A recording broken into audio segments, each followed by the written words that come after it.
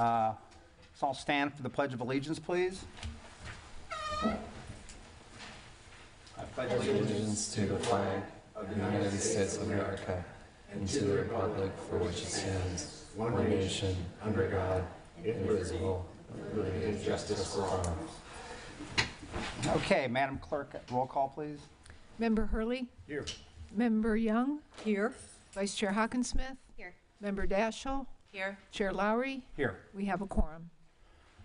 Okay, I guess before we get started upon approval of the agenda, do any members have any discussion items they'd like to add to today's meeting?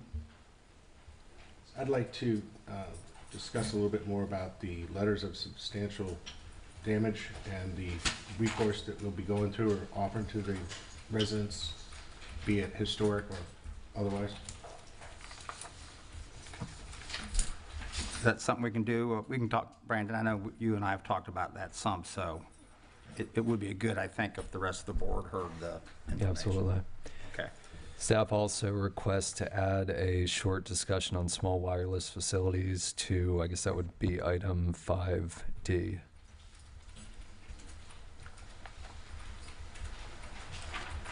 Okay. All right. We're at the approval of the agenda. Has any of you members had an opportunity to look at the agenda? And does anyone have a motion? I'll move to approve the agenda with the 2 added items. I'll second that motion. Madam Clerk, roll call. Member Young? Yes. Vice Chair Hawkinsmith? Yes. Member Daschle? Yes. Member Hurley? Yes. Chair Lowry? Yes. Motion carries. Okay, folks out there, this is the time where we can have audience comments. If you want to do that, you can come up and speak. You have to tell us your name and address when you do speak. If you want to speak about a particular item that's on the agenda today, you can reserve and just speak at that point when it comes up. So this point's really for just any general comments in particular that anyone would like to speak to. Does anybody have anything they'd like to say at this point? Okay, we'll move on then. Next is approval of minutes. I've had an opportunity to read those, and I would make a motion to approve the minutes of November 7th, 2024, which is the regular meeting, and also of the November 19th, 2024 special meeting. I'll second. Madam Clerk, roll call. Vice Chair Hawkinsmith? Yes. Member Daschle? Yes. Member Hurley? Yes. Member Young? Yes. Chair Lowry? Yes. Motion carries. Okay, we'll move on to number 4, action items. First up is action item 4A, which is a local historic designation. It's number 24085 for 108th 12th Avenue in St. Pete Beach. Mr. Berry, do you have a presentation? I do. Before getting started, I just wanted to make a few comments. Thank you all for attending. We have a great interest in the local historic designation program offered by the city, especially post-storm, and we really appreciate you coming out and being willing to designate your structures as historic. I have, I believe I sent an email to everybody who applied for this meeting regarding the waiver. So the city requires, even if you apply as homeowner to designate your structure, that you either wait 30 days following the hearing or waive that 30-day notice to place your structure on the registry. It's not required. We can still hear your case today if we do not have that waiver. I believe we have a few that have not been submitted. But in order to take advantage of any of the benefits that come along with local historic designation, particularly this substantial improvement or substantial damage waiver, we will need to have that on file. So you can submit it at the meeting. You're welcome to submit it afterward if you want to think it over. I just wanted to make a note about that. And we will talk about the substantial improvement exception and the letters that went out later on, so I'll leave that for that time. If we could pull up the PowerPoint. So our first case is for 108 12th Avenue. It's case number 24085. Applicant owner is Cheryl Abraham. She's requesting local historic designation of the front 1-story single unit rental and the rear 2-story 2-unit rental at the subject property. Here's some photographs of the site. This is an undated photograph, but it was included with the applicant's 1936 property card. It shows the structures, and they really have been very well preserved. Looking back close to 80 years now. The front structure you can see at the top peak roof line as well as in the rear. Those louvered vents are still present. The structure does still have the knee braces and the rafter tails that it has today. Here's showing the photo from a 1996 survey that was performed by members of the Historic Preservation Board. The patio on the east side of the structure is a later addition, but the structure itself, both the front and the rear, have been very well preserved in that craftsman style. The rear is more of a frame vernacular. And here is the structure in 2015 as part of the city's updated Historic Resources Survey. The structure was found to be a contributing resource in the boundary increase of Paso Grill in 2003, and it was reaffirmed in 2015 in the city's Historic Resource Survey. Staff was out to visit the site. There was a little bit of damage to the lattice around the porch at the front of the structure. However, otherwise it appeared to be in good condition, not have sustained much exterior damage from the storm.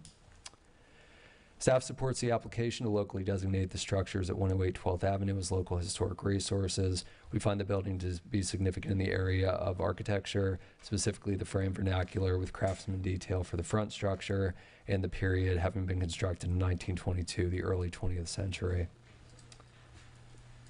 Staff requests that the board make motion to approve case 24085 for local historic designation of both the front single-story residence and the rear two-story garage apartment residence at 108 12th Avenue.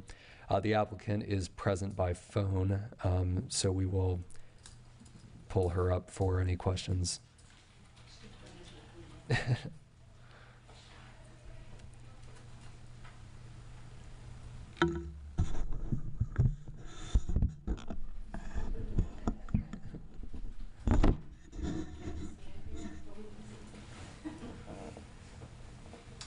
Good afternoon. Is this Miss Abraham? Yes, hi, good afternoon. Hi, good to hear you today. If you heard this, what Mr. Berry was just talking about, is there anything you'd like to tell the board here before we have some discussions? Yes, it's kind of a little muzzled. It's kind of hard to hear, but I am watching it live. It's a little laggy. It almost sounds better live, but then I think I'm a minute or two behind, so it was kind of tough. But, and I was watching it live, and I didn't realize I could do that. And then I realized those pictures are really cool. I don't know where Brandon found those. I've been searching, and I'm like, please send those to me if you can, because I did not know. I was trying to get older pictures, so it was really cool just to see that. I was like, wow, oh my gosh. So anyways, sorry, that was just exciting to me a second ago. And so, yeah, the house is old but in great shape. It has had no structural damage to it. It's been flooded in Helene in '85. I know because I lived in it. I was 6 years old, so and we haven't changed it since. So it's a great place. It's the house I was born in, grew up in. There were other things on the 1923 map application that I sent in. You can see the structure as well, the front structure. The back structure, I don't know when that was built. Obviously, it was built a long time ago because I just saw it in the pictures he just had up. So that I couldn't find anywhere. And I did call the Tampa Hillsborough to try to get information from them. The only place I was able to find anything old enough from 1923 was the main house that was on the map that the University of Florida had in their library. That's all they had was the map. So I did attach it to my application, and I did circle that, although I saw in my application the circle didn't show up. So anyways, you can see that on that. And it used to be called 2nd Avenue, or 2nd Street, not 12th Avenue, back in the 1920s. So I thought that was interesting how the streets changed a little bit. But anyway, so I'm excited to see those pictures. I'm really happy Brandon found that. And then I don't know if there were any questions for me. It was hard to hear what you guys were saying, but at least I was able to follow through with pictures. So that was that. If you have any questions for me, you can ask me. Okay, thank you.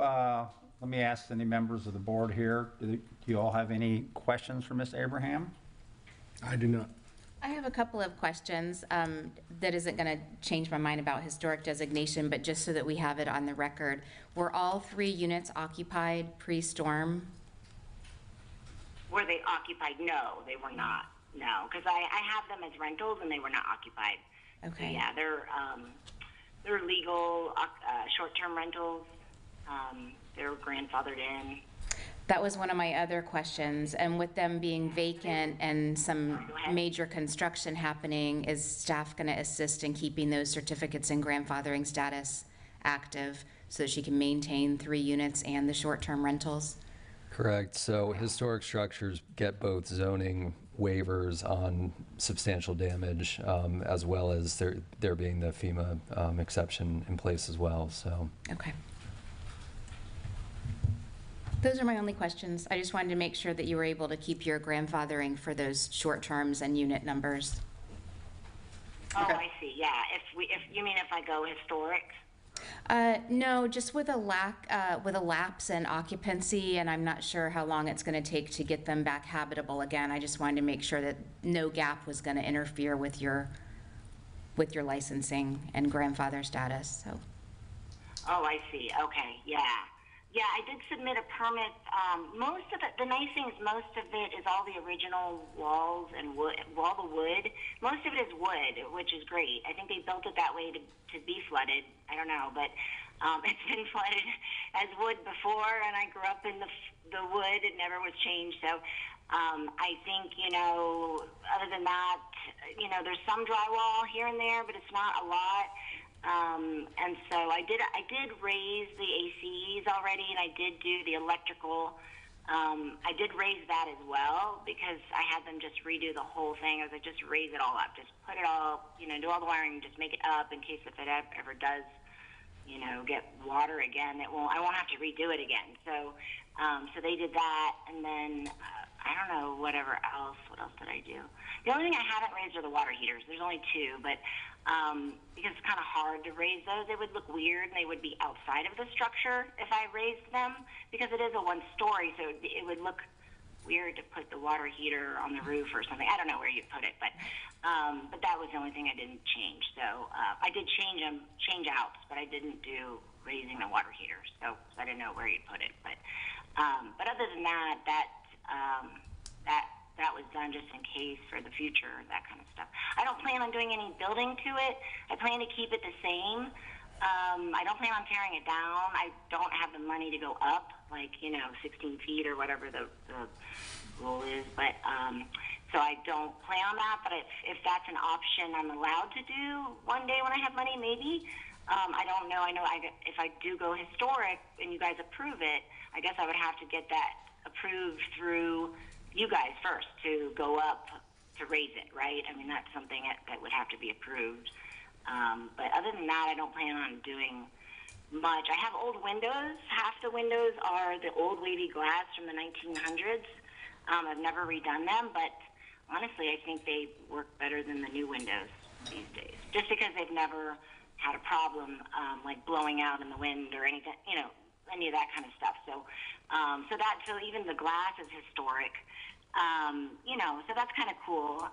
So other than that, I mean, I don't know, it's a cute little beach cottage place. So that's, I think it was built to get flooded, to be honest, but that's just my perception. But anyway, so yeah, that's it. I wish I could be there at the meeting. I'm in Arizona, so I'm sorry I'm through the phone. I know that it's weird, but I just appreciate you guys and all your work you're doing and what you're doing for preserving Paso Grill and Sandy Beach, and you guys are helping the future really. So I just want to thank you for your time too. Okay. Thank you. Are there any audience members that have any comments? All right. Any discussion amongst the board here? Anybody have any questions or want to make any comments? I would like to make a motion, but I have a question for Brandon first. I was really impressed with all the narratives and the photographs, the historical narrative of these properties, the amount of detail that has gone into both by the staff and the applicants. My question is, now that we have captured this information in a narrative and in photographs. Will this information live in a permanent file, in a permanent place? Maybe in the property records of the property, or I'm not sure. I just want to make sure we don't lose this information.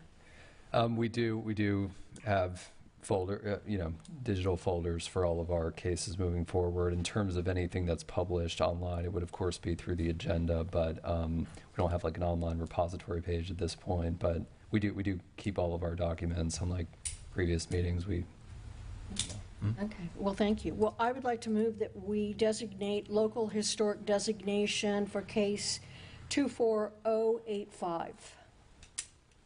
I'll second that motion. Roll call, please. Member Daschle? Yes. Member Hurley? Yes. Member Young? Yes. Vice Chair Hawkinsmith? Yes.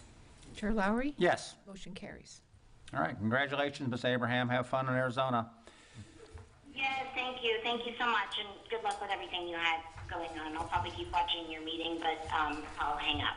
Okay. Enjoy. Enjoy the show.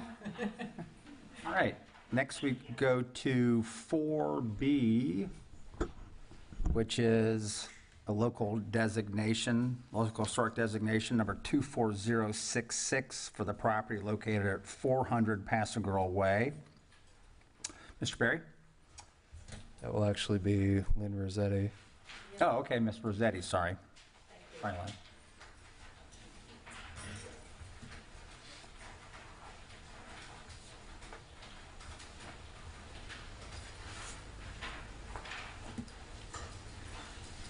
Good afternoon.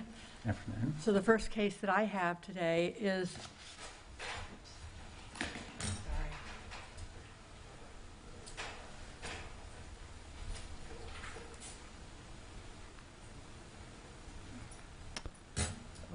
Other way, Lynn. sorry, wrong way.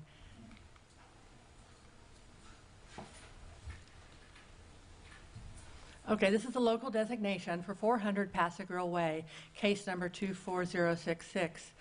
The owners are Joseph and Sandra Rose, and they're requesting a local historic designation of a two-family residence on the subject property. This property is zoned RLM2, which is residential low-medium density, and it is part of the Paso Girl Overlay District. It was built in 1910. It was built in the craftsman style of architecture. And it was known as the Waldron House. It was the home of P.G. and Emma Waldron. He was very active in state politics, and she was active in civic affairs. Got some photographs of the property. This is an old photograph that I was able to get off the original property card record that we have in our archives for Paso Grill. A little bit later photograph. And apparently a more recent photograph. So staff is supporting this application to locally designate 400 Paso Grill Way and finds that the building is significant in the following areas. Architecture, it is the craftsman style, and one of the earliest remaining buildings of its era in Paso Grill.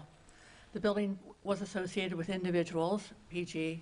and Emma Waldron, who were involved in the early community planning and development of Paso Grill, which was an individual township until 1957, when it was incorporated with 3 other townships into the city of St. Petersburg Beach, which was later renamed St. Pete Beach, not Senior. We are recommending approval of case number 24066 for historic designation of this residential property. Be glad to answer any questions you have, and there may be some people in the audience who would like to speak. Thank you. You want to come up? Do you want to come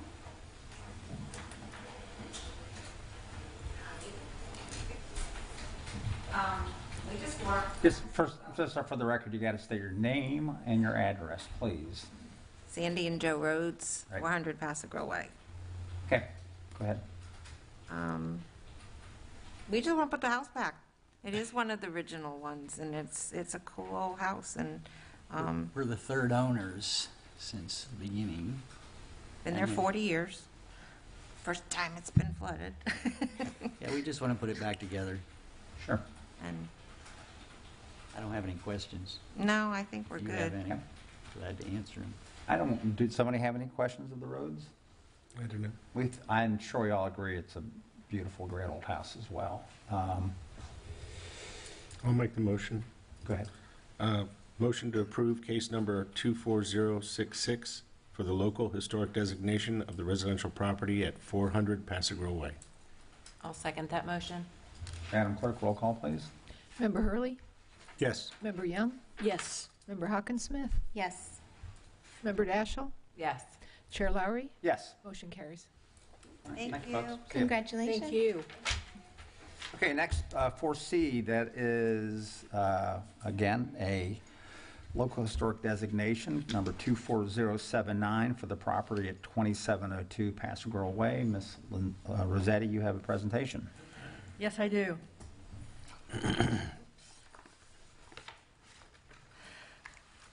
So the property, this is a local historic designation for property at 2702 Passigrove Way, case number 24079.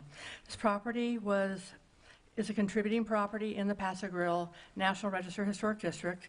It was built in 1938 and located in the National Register Passigrove District records.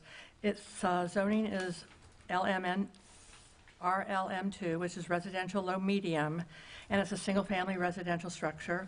It's a frame vernacular, and it is a contributing property to the Passigrove National Register Historic District. Staff findings here.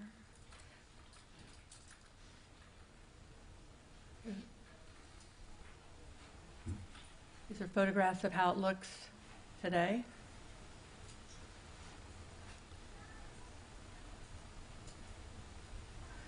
Staff supports this application to locally designate 2702 Passigrove Way and finds the building is significant in the following areas. Architecture, the frame vernacular, in very good condition. This is an early 1938 pre-World War II residential building, and it reflects the community planning and development of Passigrove.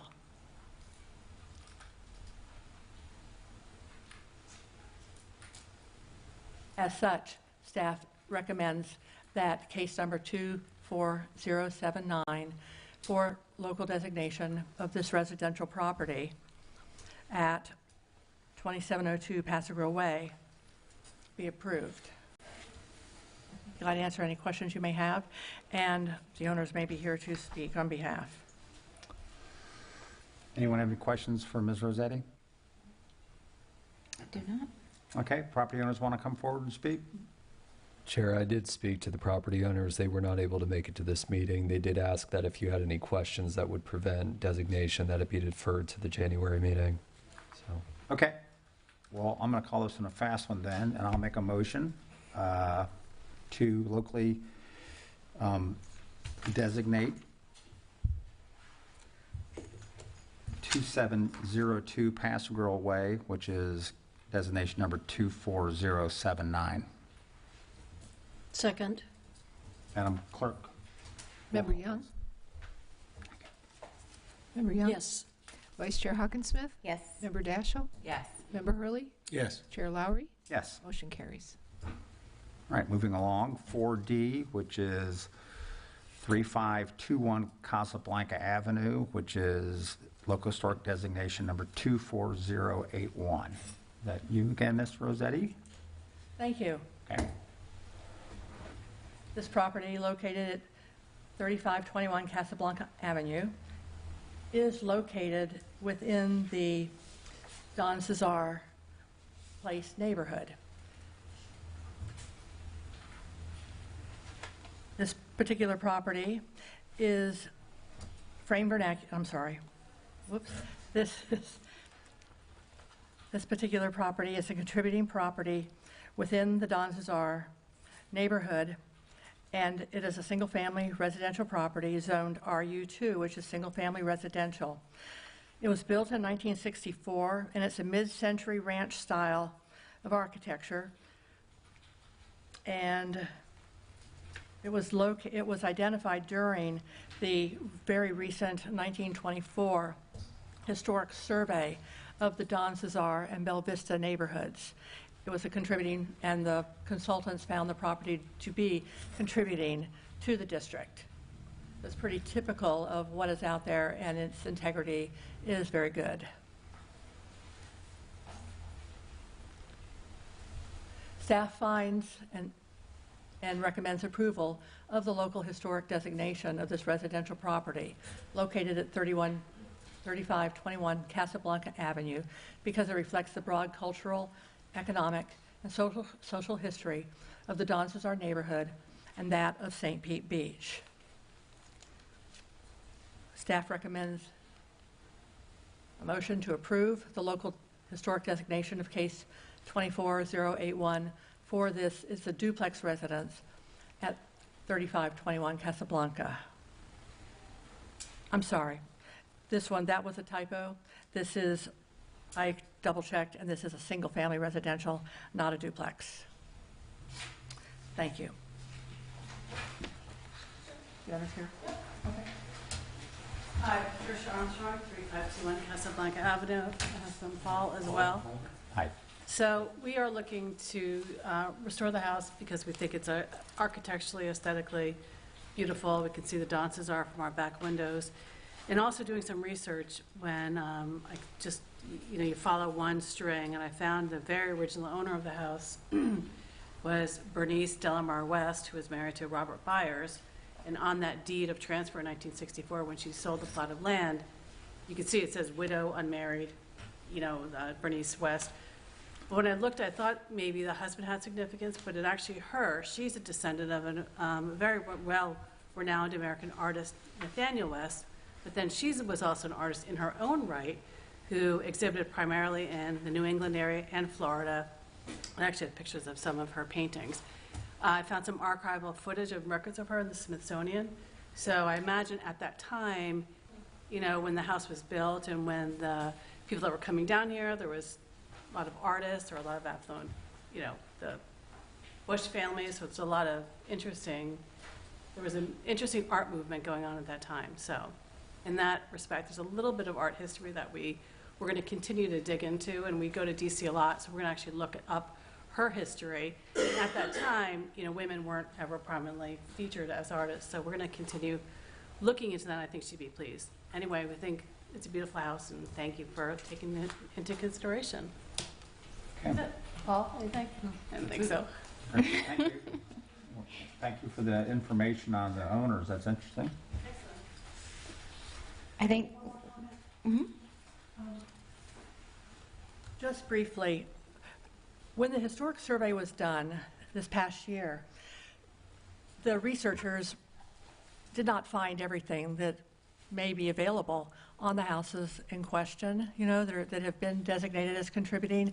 So when owners do find some information, if they could pass it along to us, we would be glad to include it in the historic record. Thank you. Very good. Thank you. Lynn, I have a question. Is this 1964? Is this going to be one of our youngest houses on the local register?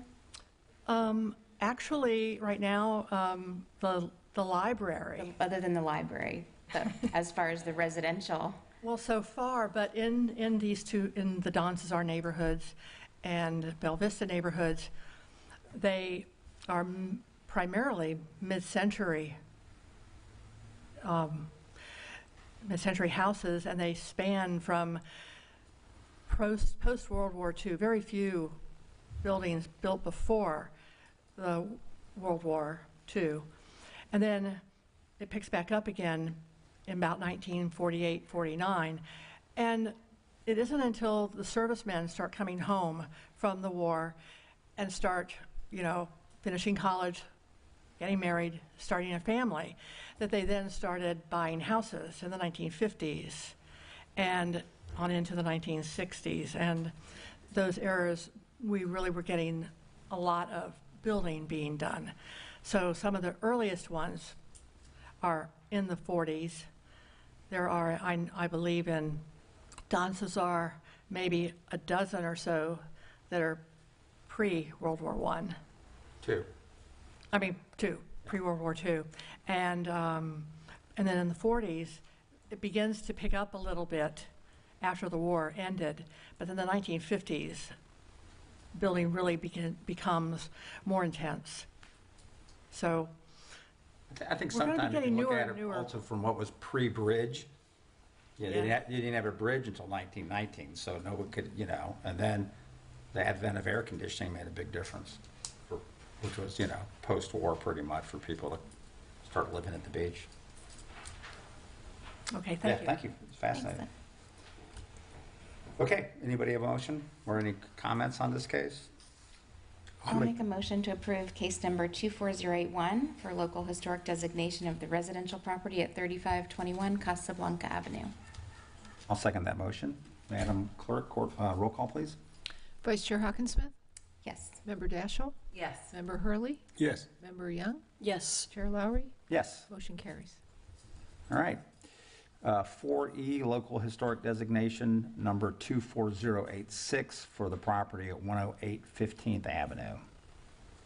Are you Brandon? Pull up the presentation, please. So this is 108 15th Avenue, specifically the front residence. The request is for the front residence. Case number 24086. Applicant and owner are Terry and Margaret Perna. And they're requesting local historic designation of the one-story single-family residence on the property. Here's some photographs. This is showing the structure back with its 1936 property card.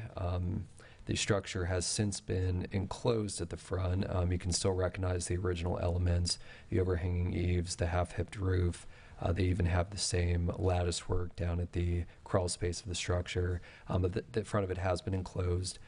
This is the photo from 2015 when it was picked up as a contributing resource in the city's resurvey of Paso Grill. It was also considered a contributing resource in the 2003 boundary increase of the Paso Grill National Register Historic District. And here's the structure today. Staff had noted and the applicant had pointed to the damage to the roof. They do plan to replace the roof with a permit following designation. So staff supports this application to locally designate the front structure at 108 15th Avenue. There is a garage at the rear of the site that is considered non-contributing, so this would be specifically for the front residence. We find the building to be significant in the following areas: that it embodies the distinct visual characteristics of the frame vernacular style and the early 20th century. This structure, of course, abuts the Hurley Park, which was once the Washington Park. To the south, it's one of two remaining contributing structures along 15th Avenue, Hurley Park being one of the city's historic sites. So it is important just for that context and for that, that local importance that it has relative to one of our historic sites. So we request a motion to approve case 24086 for local historic designation of the front single-story residence at 108 15th Avenue. That's all I have. Okay. Is anybody here that wants to speak about this?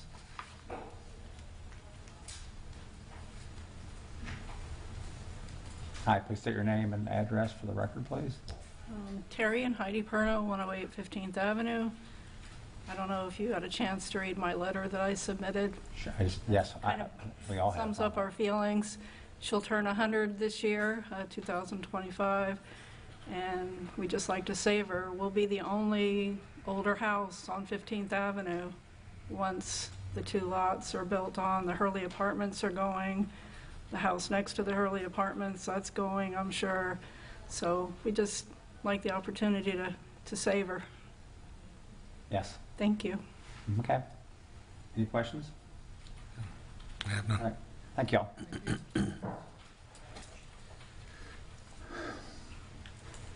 Any questions with us? Pardon me? I'll make a motion. Go ahead, yeah. Motion to Sorry. Motion to approve case number 24086 for the local historic designation of the front single-story residence at 108 15th Avenue. Second. Madam Clerk, roll call, please. Member Daschle? Yes. Member Lowry? Yes. Member Hurley, sorry. Yes. Member Young? Yes. Vice Chair Hawkinsmith? Yes. Chair Lowry? Yes. Motion carries. Okay, good. 4F, local historic designation number 24087, the home at 3611 Casablanca Avenue. Good afternoon, board members. Gil Martinez, Senior Planner, Community Development. Before you today is a request for a local historic designation for the property located at 3611 Casablanca Ave. Case number 24087. The applicant is Phyllis Parker, the owner. Ms. Parker is requesting local historic designation of the duplex residence on the subject property.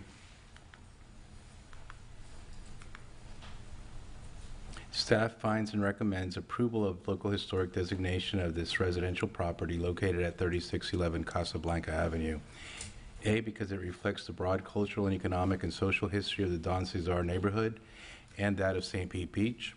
It also has been designated as a contributing property in the Don Cesar neighborhood because it supports the existing character of the overall Don Cesar neighborhood through its area of historical significance of community planning and development.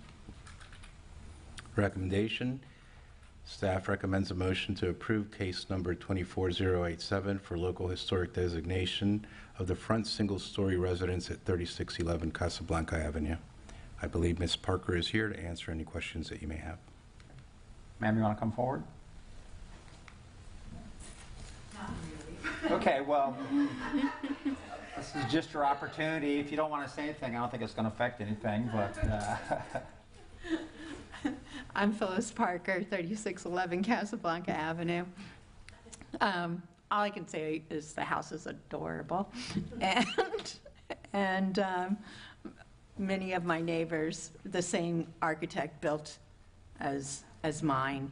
And I think a couple of years ago, someone my age came to my house and they were sitting on the front porch taking a picture because their grandmother was who had built the house, and they were super happy that it still looked the same, and I'm super happy that it still looks the same too. So hopefully we don't ever have another storm like this, but I'd like to keep it the way it is.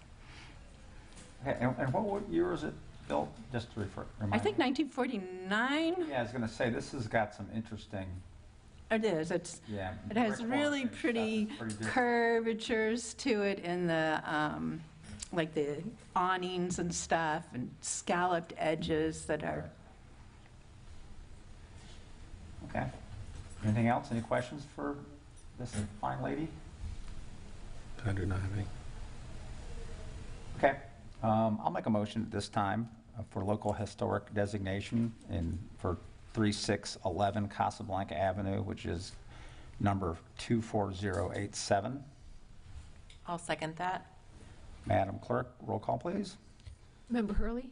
Yes. Member Young? Yes. Vice Chair Hawkinsmith? Yes. Member Daschle? Yes. Chair Lowry? Yes. Motion carries. All right, thank you. Thank you. Okay, next we go to 4G, local historic designation number 24091 at 109 7th Avenue. Could pull up the PowerPoint, please. This is case 24091 for 109 7th Avenue. Jeff and Joseph James Catanzarea are requesting local historic designation of the one-story single-family residence on the property. Here's some photographs. This is showing the structure as attached to the 1936 property card. Since this photo was taken, you can still see the original roof line. There was a shed front porch addition added on in an unknown year. This was taken for the property's Florida Master Site file in 2015. The structure was found contributing in both the boundary increase of the Paso Robles National Register Historic District in 2003, as well again as in 2015. So this was the structure back in 2015. There has been one minor modification since then, which is the addition of the 6/1 windows with the mullions. Those are actually more contemporary with the structure when it was constructed, rather than the windows that were on it previously. So this was looked at by staff as a positive change, and this is showing the structure taken late last month. Staff finds the application to locally designate the front structure as 109 7th Avenue supportive as a local historic resource. We find the building to be to embody the distinctive visual characteristics of the frame vernacular style and the early 20th century period. Staff recommends motion to approve case 24091 for local historic designation of the single-story residence at 109 7th Avenue. And I believe we do have the applicant present.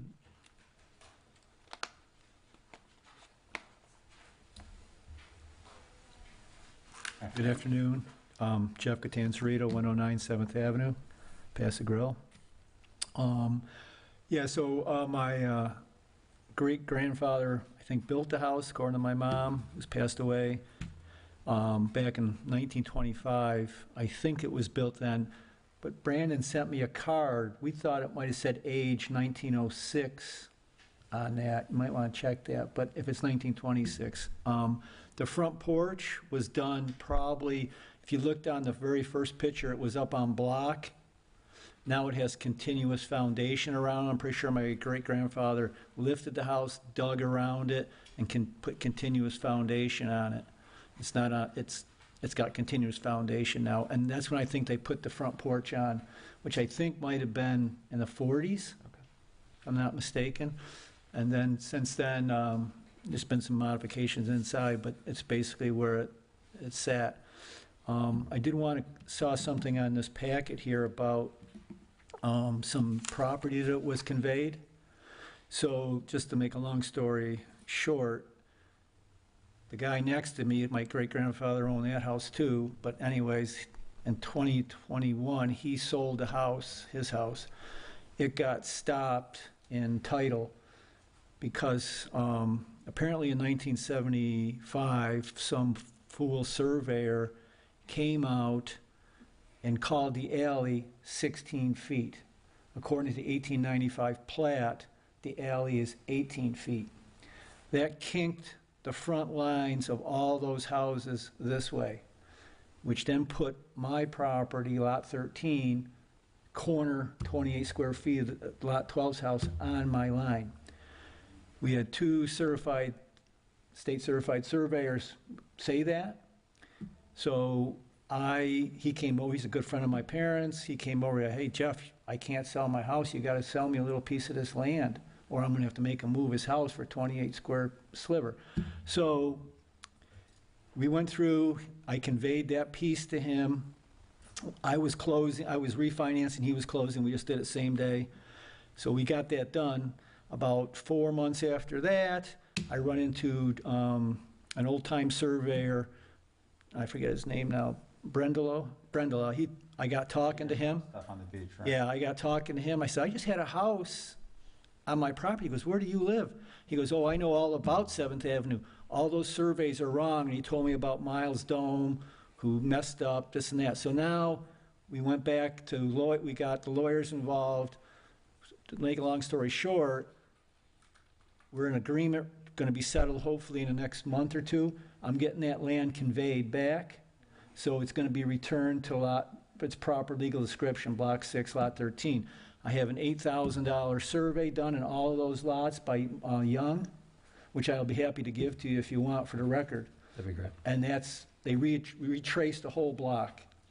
So we know that's a solid survey. So outside of that, I guess that's it. All right, interesting, very good, thank you. And and Brandon, I can mention this later anyway, but these Sanborn maps that everyone talks about, you're familiar with those, right? Yes. One of my neighbors has a whole bunch of them, some of them pre-bridge even.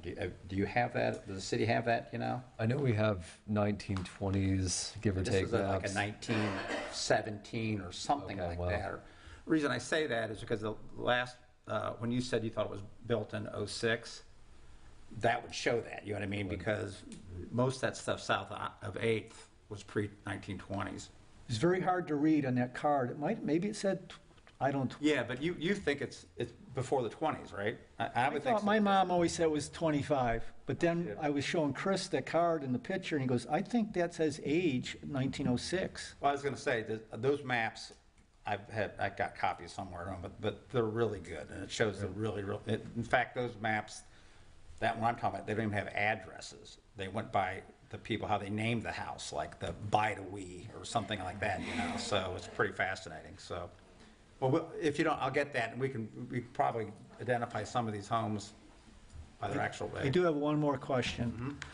If you have to go for a variance, because you need 50%, you're over your 50%, you need to go for a variance. What I'm trying to figure is a rumor going around, like to really settle that rumor, that some people are saying, once you get that variance, just like maybe fix a kitchen, redo a bathroom, whatever, even if it's just inside, it's not even outside, there's no structural change, that you get that variance, you're not allowed to be in the National Flood Program anymore, and you have to go out and seek outside insurance? Does anybody have an answer to that? I don't specifically. I can comment on a few things. Brandon, you know that specific question? I'm not familiar with that, and we have had several properties obtain variances. So the city has a two-part process now. We have the variances for the more significant work, someone adding onto their home if they're majorly changing the front facade, items like that. For that interior work, that is just through a building permit. It's something that we verify that you are still a designated historic structure. There's been no unpermitted work that would have altered that, and then you would get the permit. So that those are two separate processes, but the variance is a more intense, more involved process that if you're only looking for interior renovation, you would not need to go through that. Yeah, because this house has a pretty low 50% rule. I can get it appraised up, I suppose, but it's pretty minuscule. So just Brandon, to clarify, so if we're just doing interior, then they don't technically have to get a variance. Correct. Correct? Okay, good. Correct. So really, we're talking about when people want to do significant additions to the house and things of that nature. Yes. Not necessarily because of storm damage. This is where you're really trying to increase the size of your house and do that kind of thing. So can I understand that better? So you're saying that I don't need a variance, I get an appraisal, just say I get an appraisal, but I don't need a variance. I want to do indoor work, new kitchen, remodel kitchen or bathroom. I don't need a variance for that, even if like my 50% rule right now is $37,000, which is nuts. But I wouldn't need to do a variance if I wanted to go more, just as long as it's inside. Correct. So interior only would not affect. All right, I didn't understand it. Thank you.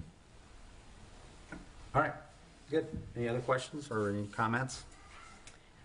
I would actually like to make a motion that I move that we give local historic designation to case number 24091, which is 109 7th Avenue for single-family residents on the subject property. Yeah, second. Madam Clerk, roll call, please. Member Young? Yes. Vice Chair Hawkinsmith? Yes. Member Daschle? Yes. Member Hurley? Yes. Chair Lowry? Yes. Motion carries. All right. Next, 4H, local historic designation number 24092 for the residents at 3408 East DeBasin Avenue. Lynn? Thank you. This is a local historic designation at 3408 East DeBasin Avenue. That's your house. That's Casablanca. Yeah, you've got, you got the wrong picture on it. Yep. Okay, well. Wow, they built a lot of those. Switch, 'cause I noticed earlier the map you used on the other one was this map. If you, never mind. Okay. The maps got switched, I think. Because on the one on Casablanca, it showed a map that was actually on DeBasin. I suppose that can happen when you're rapidly doing these many cases. Yeah, it can easily happen, so. Okay. Yeah. Well, the applicant owner is Dave Green, and he is requesting a local historic designation of this single-family residence. It is a mid-century modern ranch. It was built in 1959. It is located in the Don Cesar Place neighborhood, and it's a contributing structure to that neighborhood, and therefore, as a contributing structure, we were able to go forward with a local historic designation request. Let's see. Another picture of the house, but it might not be the right one. Staff findings and recommendations are that staff is recommending approval of the local historic designation of this residential property located at 3408 East DeBasin Avenue because it reflects the broad cultural, economic, and social history of the Don Cesar neighborhood and that of St. Pete Beach. I will be glad to answer any questions you have, and I'm sure the property owner would like to come up and speak as well. Thank you. Thank you.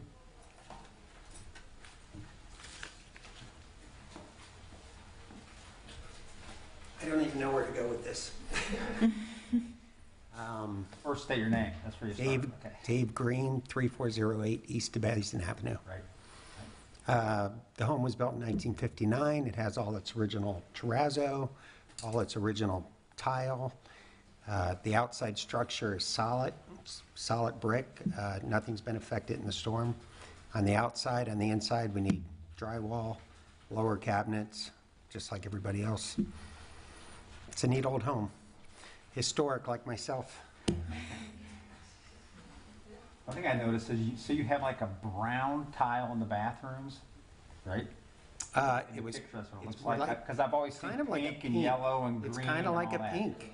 It's closer to pink. This is the picture itself. I said this is like a new. I don't know what the color wheel was back there, but you know, all the houses with terrazzo floors generally have the bright bathrooms, right? The closest tile we could find to match it is like Habitat for Humanity out in Hillsborough. They changed that location, but that's the closest place we could find for it. Okay. Anybody have any questions for Mr. Green? I don't know.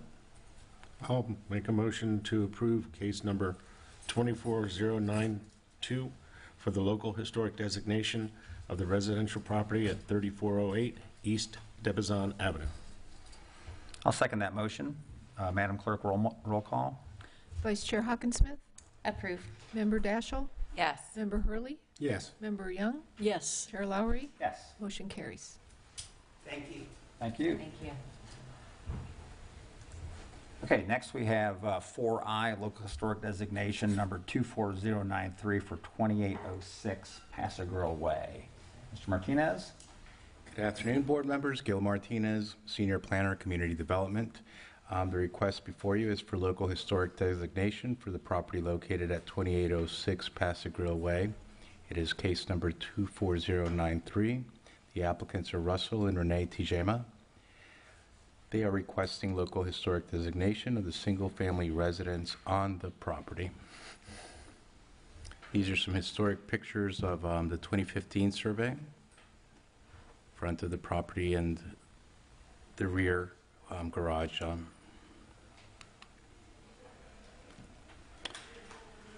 Staff recommends approval of the local historic designation of this residential property located at 2806 Paso Grill Way because A, it embodies the distinctive visible characteristics of an architectural style, masonry vernacular, and period mid-century. Staff makes a recommendation to approve case number 24093 for local historic designation of the single-family residence property. With that, I believe Mr. and Mrs. Tijema are here to speak to any questions that you may have on the property. All right, thank you.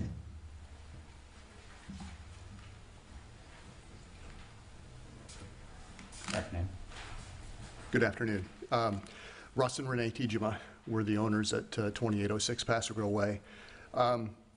We wanted to give you a little context for why we're here today, because we don't come with the historical context you've heard from some of the owners here today. We literally bought this property in July of this year. Oh, congratulations. Thank you. Welcome to the beach. Right. Yeah. Yes, thank you. But there's a very specific reason why we bought this house and why it's important to us that it stays as it is. We moved to Tampa in 2016. It was a professional move, but we have set down roots here. This is where we want to stay. In fact, our son is here with us today. He's home from UF for the holidays. And in the 8 years that we've lived here, Paso Grill has become our beach. Countless walks on that beach, a lot of family memories. with the dinner bell at Paradise Cafe. There's a sense of place there that just resonates with us. And when this home came up for sale this past summer, we felt very blessed to be in a position to buy it as a second home for our family. And we spent a fair bit of time there in the short time between when we bought it and the storms. As you've seen from the package, it has a number of the original details. It's why we bought the house. We've always wanted to have one of the original beach cottages or something close to the water that has that feel about it. And this home clearly exudes that. And again, I'll say it again, there's a sense of place in this property. It's a very stout little home. It's very well loved. From what we can tell in our research, there were only 4 owners before us. 2 of them were in the property for a very long period of time. We certainly hope to be in that case ourselves. So I want to just give you that additional context as to why it's important to us, particularly in the aftermath of the storms. Frankly, we're concerned about how the flavor of Paso Grill may change. And, you know, we feel there's, at least in some small way, the duty we have to try to help preserve the historic character of the district. So that's why we're here today. We're grateful for your consideration. Anything you'd add? That's great. Any questions? And those are very kind words, too. I can tell you, we all appreciate those, you know, the people that moved the area that are interested in preserving the area as well as we can. So welcome to Paso Grill. Sorry your first summer was a little wet. We will persevere. Yes, very good. Thank you. Okay. Thank you. Okay, thank you. Thank you. I'll make a motion. Motion to approve case number 24093 for the local historic designation of the residential structure at 2806 Paso Grill Way. Second. Madam Clerk, roll call, please. Member Daschle? Yes. Member Hurley? Yes. Member Young? Yes. Vice Chair Hawkinsmith? Yes. Chair Lowry? Yes. Motion carries. All right, going on to 4J, local historic designation number 24094 for the residents at 3610 Casablanca Avenue. Okay, hi. Hi. You did this one for us, all right? You're going to see all of us today, all the Yeah, senior planners. you all hard work. I mean, you have to be after this, right? Okay. Good evening, Chair, Vice Chair, and members of the board. Kristen Coman, Senior Planner. This is case number 24094. They're asking for a local historic designation. Anna and Kevin Morris is located at 3610 Casablanca Avenue, and they're requesting local historic designation of the duplex resident on the subject property. This property was built in 1949. It's a ranch-style structure. It's currently used as a duplex. One interesting thing when reviewing the property within city records, it indicated that limited permits had been obtained in connection with any improvements on the property, which would indicate that the original character of the dwelling has been maintained since it was initially constructed. It may also look a little bit familiar because you previously saw case number 24087, which is also the duplex at 3611 Casablanca. So they're neighbors that talk to each other. So evaluation of the structure during the 2024 survey found it to be a contributing structure to the Don Cesar neighborhood. Staff finds or recommends approval of the local historic designation of this residential property located at 3610 Casablanca Avenue because staff does find the structure is significant in the following areas. It reflects the broad cultural, economic, and social history of the Don Cesar neighborhood and that of St. Pete Beach. It has been designated as a contributing property in the Don Cesar neighborhood because it supports the existing character of the overall Don Cesar neighborhood through its area of historical significance of community planning and development. And with that, staff does seek a motion to approve the local historic designation case 24094 for the duplex residents at 3610. Do you know, is it still used as a duplex? I know they would answer that too. And Yes. was the previous duplex also used as a duplex? Just wondering, okay. Mm-hmm. And I think it was last month, we were talking about the other duplexes down there in Don Cesar Place that were connected with the Don Cesar, I think. I believe those were. Yeah, so you should also have a duplex club or something like that. Okay. It's Mammy, called Casablanca Avenue. No, but yeah, no, but The other The ones I'm talking across from about. Lazzarello Park. Right across from Right. Lazzaro Park, there's like 4 in a row. Yeah, there are that are- 4. Yeah, they're pretty fascinating. I think, I don't know when they would have been built, but maybe more in the 40s or something, maybe the same time frame. But I'm not sure, but it is interesting because they all have the alley access that kind of dead ends there too, so. you I have had to- heard they were like part of the Dons, like for people that came to stay for longer periods of time would rent those places, but I don't know, whether that's accurate or not, don't know. All right. All right, thank you, ma'am. You want to step forward? Thank you to all of you. My name is Anna Morris. My husband, Kevin, and I own 3610 Casablanca, and my mom back there, Sheila McChesney, who ran Inn on the Beach for 15 years or so, lives in the other side of the duplex, actually. I am a third-generation native of the area and have deep roots in St. Pete Beach.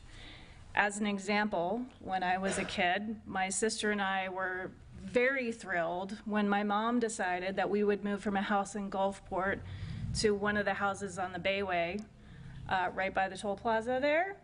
And in particular, as teenagers, my sister and I loved that we had this secret, sneaky access to the beach through the Don Cesar Place pathways. Little did we know that we weren't really as punk rock as we thought, because we lived on Maritana. So it was, it made us a little bit more popular in high school, I would say, that we had that particular access. But I was super excited when I got the opportunity as an adult to join the Don Cesar Place neighborhood, and honored really to be able to give the TLC to this house. As you may have noticed in some of the pictures that I submitted, we have some very cool features that have been retained even through the flood. And we intend to really honor those and retain those as much as possible. But the other part is that now my kids get to experience the beautiful nature of the area, walks on the beach, sunsets, and they also get to meet awesome, strong community neighbors like Phyllis across the street from us, and grow up with that community that I had as a child. So I thank you for recommending our home for historic designation. We really do truly cherish those 1949 features that we have. And fortunately, they were strong enough to survive the floods of Helene, and we intend to preserve them as much as possible. While perhaps beyond the purview of this particular board, since I have the opportunity, I'd like to publicly voice a request that I have made to the city formally, that someone please come and inspect the inside of our home to see how well it withstood Helene. We received a substantial damage notification, but I believe an inspection of the actual damage, which shows that our wood floors from 1949 are in tremendous condition. Our bathrooms with the very cool pastel tiles are still standing, would show that we actually were not in fact substantially damaged. And that would allow me to avoid having to spend unnecessary money in a private appraisal or requesting a variance that could potentially increase my flood insurance. So. Excellent point, and we stick around because we're going to talk about that. That's the Okay. discussion item we added, okay, to talk about that very thing. And I know Brandon can give more information about that, but you're not the first person that has, well, they're inspecting it from outside the house. Right. And a lot of these old houses, like you said, people think, well, they got flooded, they're going to have to tear out their walls and their floors, and a lot of the houses, someone mentioned it earlier, were kind of designed to be flooded. Exactly. They don't have drywall, they have hardwoods, Yep. once they dry out, they're fine, and, it makes a big difference as far as how damaged your home really is. And so I think that's a work in progress, and this is a little bit new, but if you stick around, we're going to be talking about that a little bit, and I'm sure you might hear something that Terrific. may be helpful. But your point's perfectly taken, because you're historically designated, but you don't have to get a variance if you're under the 50% or even 30% aspect of the house. As Mr. Berry said, you may not have to get a variance anyway if you're just replacing interior things. Yeah. But there is a hook if you get a variance, on your structure that could affect your flood insurance. I don't think anybody knows exactly what, or even if it would necessarily, but it's a boogeyman that's out there that Right. concern people. So stick around, okay? I will. Thank you very much. Thank you so much, all of you. Anybody have any questions? No, I don't. When we get our agenda packet, I always drive around to all of our cases just to kind of drive by and get familiar with the house and the block and certain characteristics of the properties. And I don't make a habit of getting out of my car and peeking in the windows normally, but because I know and love the residents of 3610, I did just that. And I was amazed at the condition of the house on the inside. It just made my heart so happy to see all those special things intact there. So it knows that you love it. It does. Yeah, it does. I'd like to make a motion that we designate local historic designation to case 24094, which is 3610 Casablanca Avenue, designation of the duplex residence on the subject property. I'll second. Madam Clerk, roll call, please. Vice Chair Hawkinsmith, Yes. Member Daschle, Yes. Member Hurley, Yes. Member Young, Yes. Chair Lowry. Yes. Motion carries. Right. Next, 4K, local historic designation number 24100 for the home at 3607 Casablanca Avenue.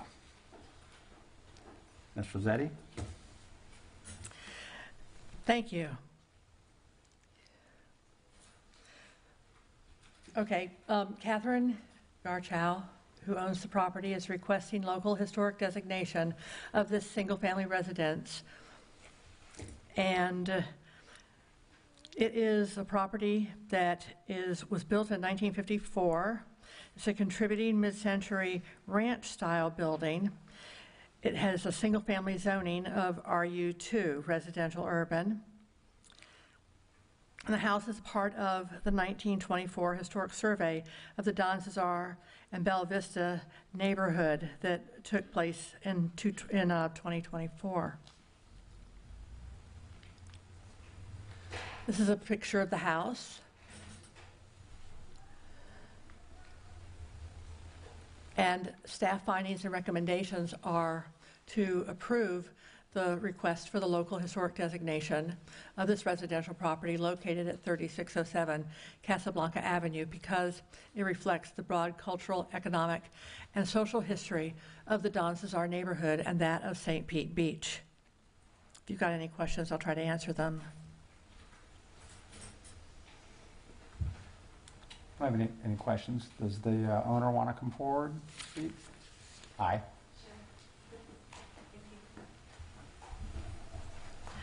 Good afternoon. I'm Kathy Garsha, resident at 3607 Casablanca Avenue. Thank you for hearing my case. And I guess similar to what you heard from one of the other earlier, cases, I bought they enclosed on this home about a year ago, the day before Idalia hit. So, so I've gone through a few things here. I've been coming to this area, though, and my family lives over in Terra Verde for half my life. So I've been, really, I've been cherishing, I guess, the whole Don Cesar community and, of course, Paso Grill. So to have the opportunity finally to buy my little piece of paradise here, you can see there was a sign. There hasn't not been a sign pretty much since the day that I bought it. That's part of the reason why I guess I'm here for historic designation, because I was under the process of doing some rehabilitation and improvements. Nothing to change the appearance of it. I do love just keeping it as the smaller single-family home. Neighbors with some of the properties that you've already seen. Love the charm of the neighborhood and love to keep it that way. So got nice cove ceilings inside. Plan to continue to keep all that architecture and anyhow, I hope that I can be a part of the historical aspect of our neighborhood. Very nice, thank you.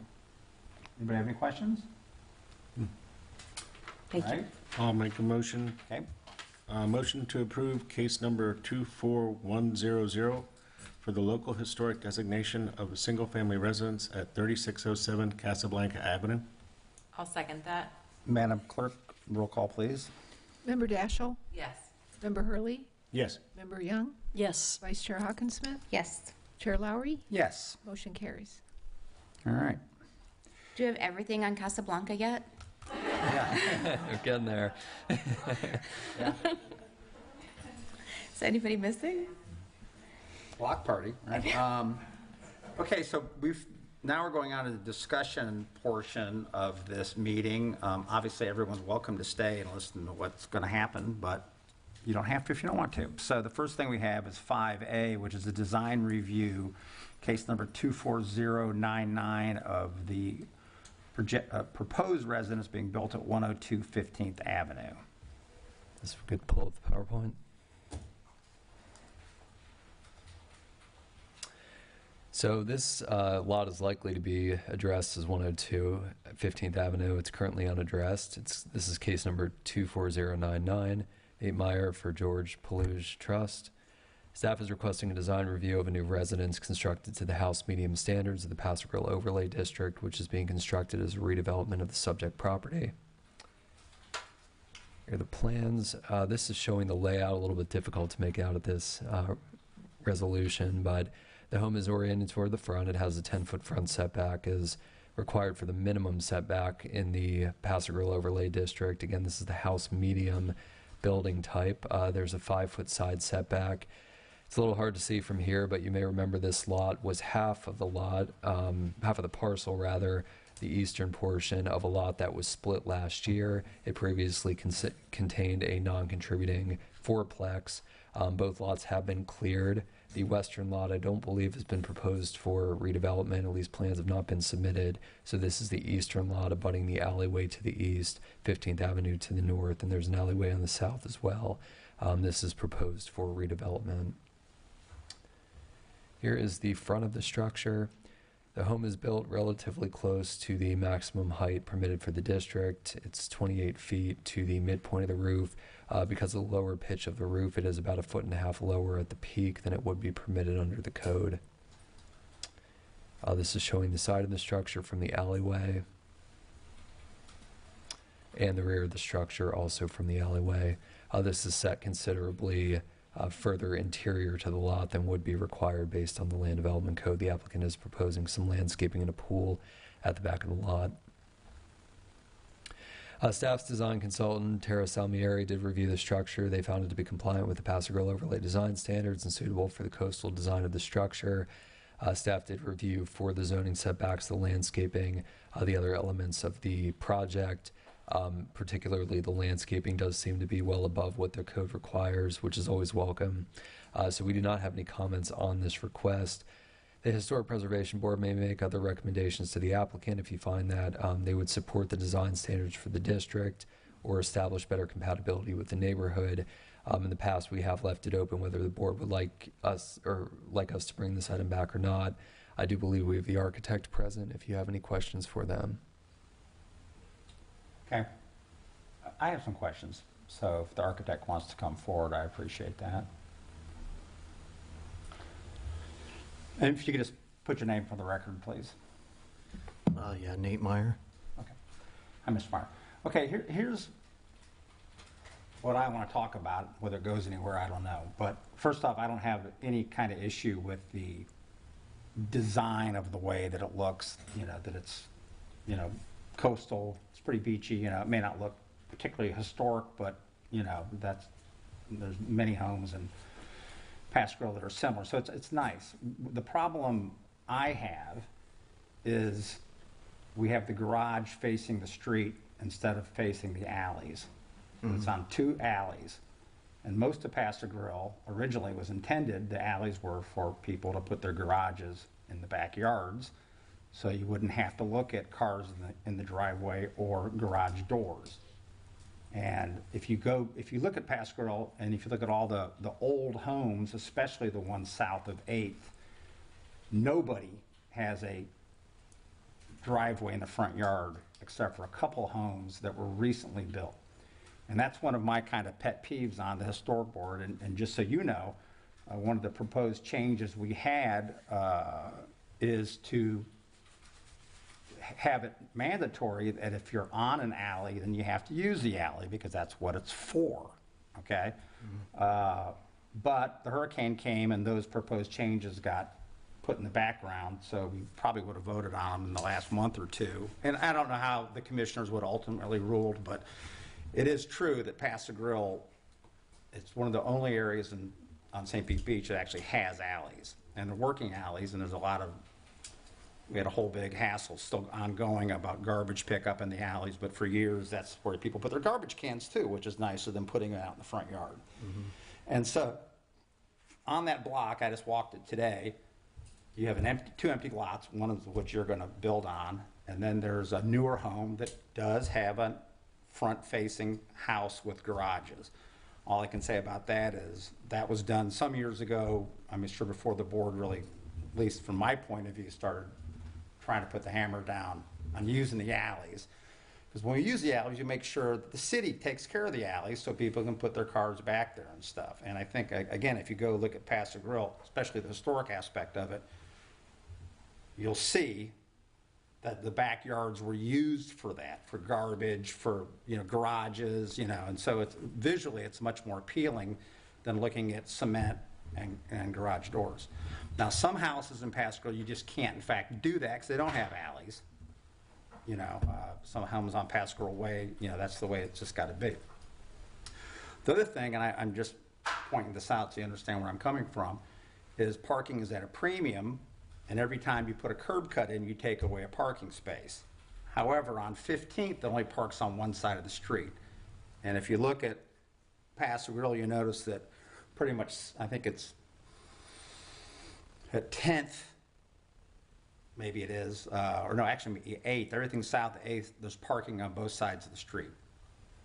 When you get north of that in the second area, kind of from 21st, from 8th to 21st, there's parking on one side of the street, all right? And so those people can't get a curb cut because they're on the north side of the street because there's cars parked there. So they have to put all their garages are in the backyard. And if you look at that block you're at, on the south side of the alley that you're on the north side on, all those south side houses have garages in the back. And they're older houses too, but part of that is because there's parking right in front of their houses. So in your situation, on the south side of the street, which you are on, there isn't parking, so people have been getting curb cuts. And I don't know, Brandon, did they have to get a variance to get those curb cuts? They don't exist now.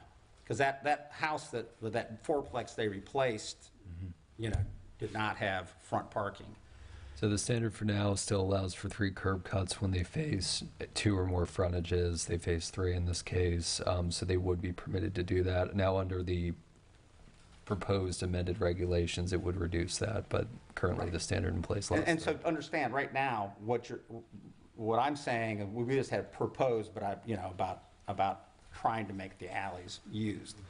And so, and again, I don't know, I'm just, speaking from my thoughts, but, when you design this, do you, and this could be any architect that comes with the same kind of thing, do you design it knowing that the alleys can be used? And in this case, you have 2 alleys you could put parking off of, and recognizing in a historic district like we have, most of the houses, the old ones anyway, the historic ones, the garages face the back, which is much more aesthetically pleasing, in my opinion, and goes with the neighborhood.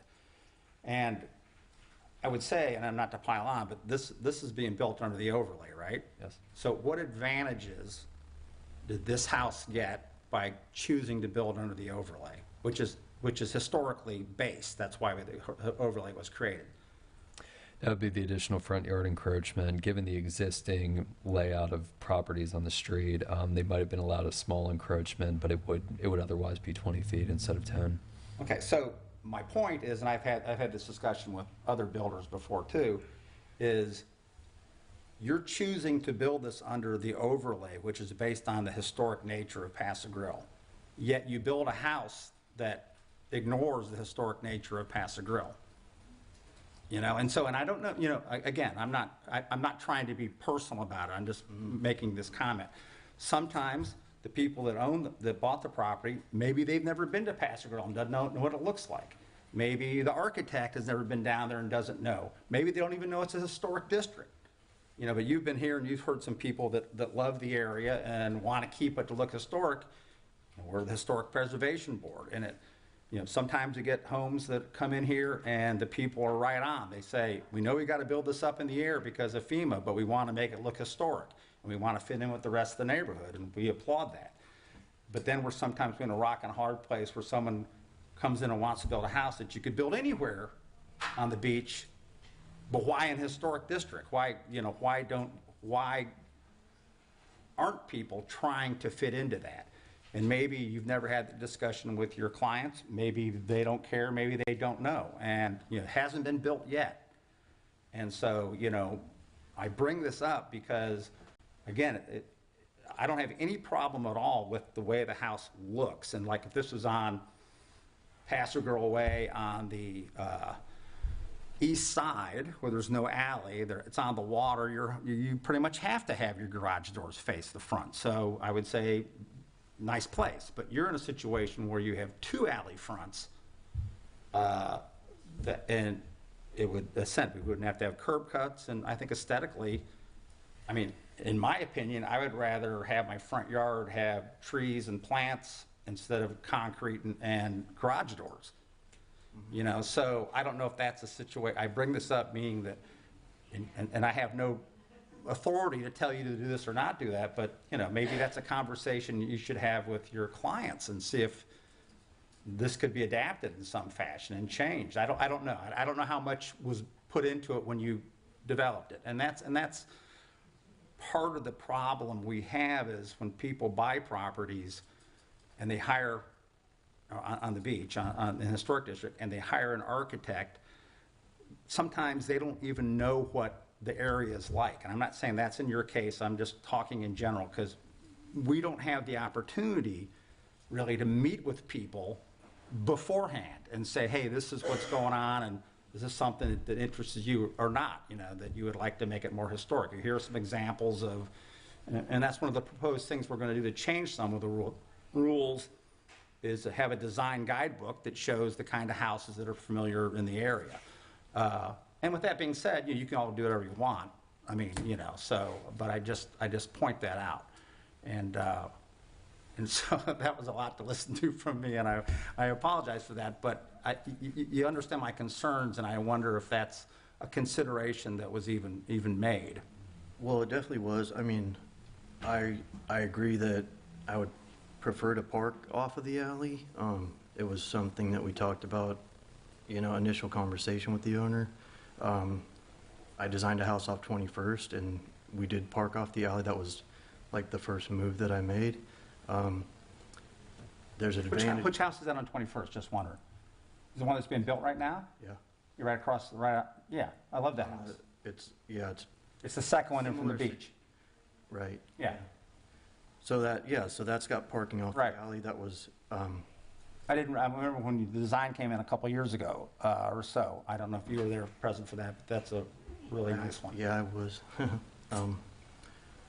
So, I mean, these are really decisions the owners make. I can make suggestions. So. Yeah, I just, like I said, we don't know what goes into the conversations.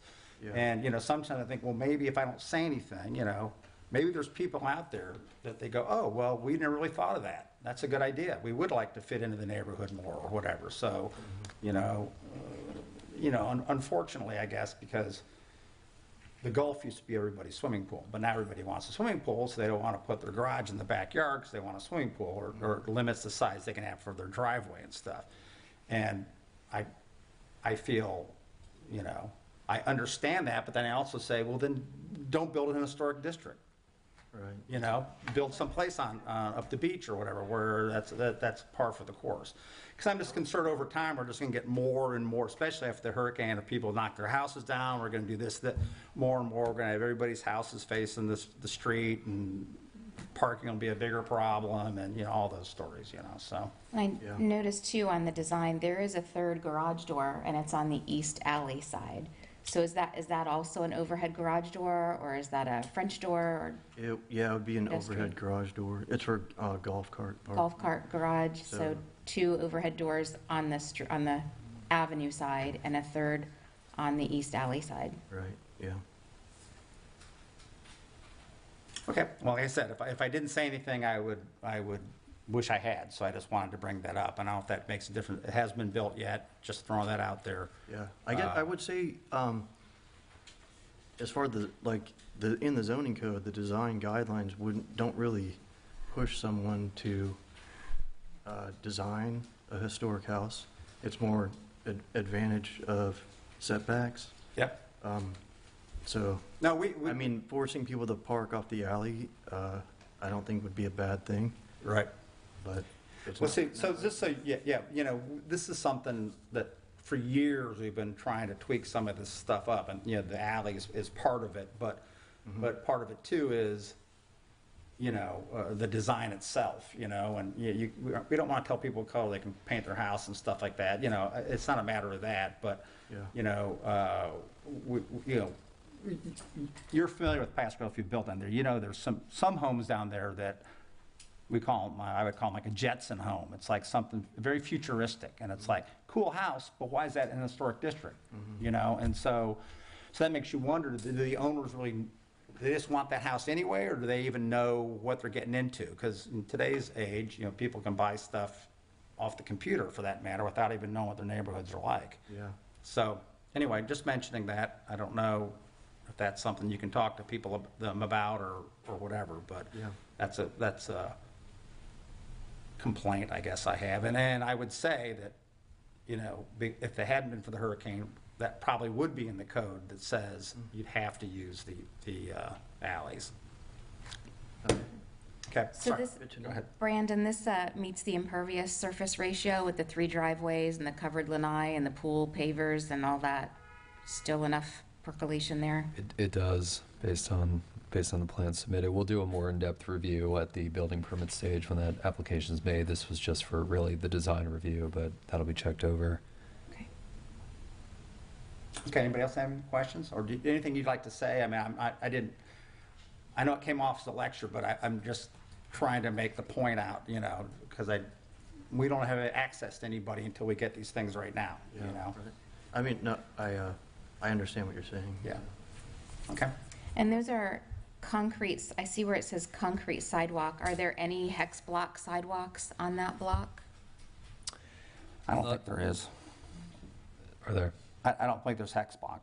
And that is something that we do require for any new development that made it into the resolution last year, that if there are not hex block sidewalk, it either needs to be retained, or if they're putting in concrete, it'll need to be the stamped. Yeah, and let me rephrase it. I know there's not legitimate hex block there. There might be the stamped hex blocks, what we are requiring. But these new concrete sidewalks would have to be the stamped hex block look.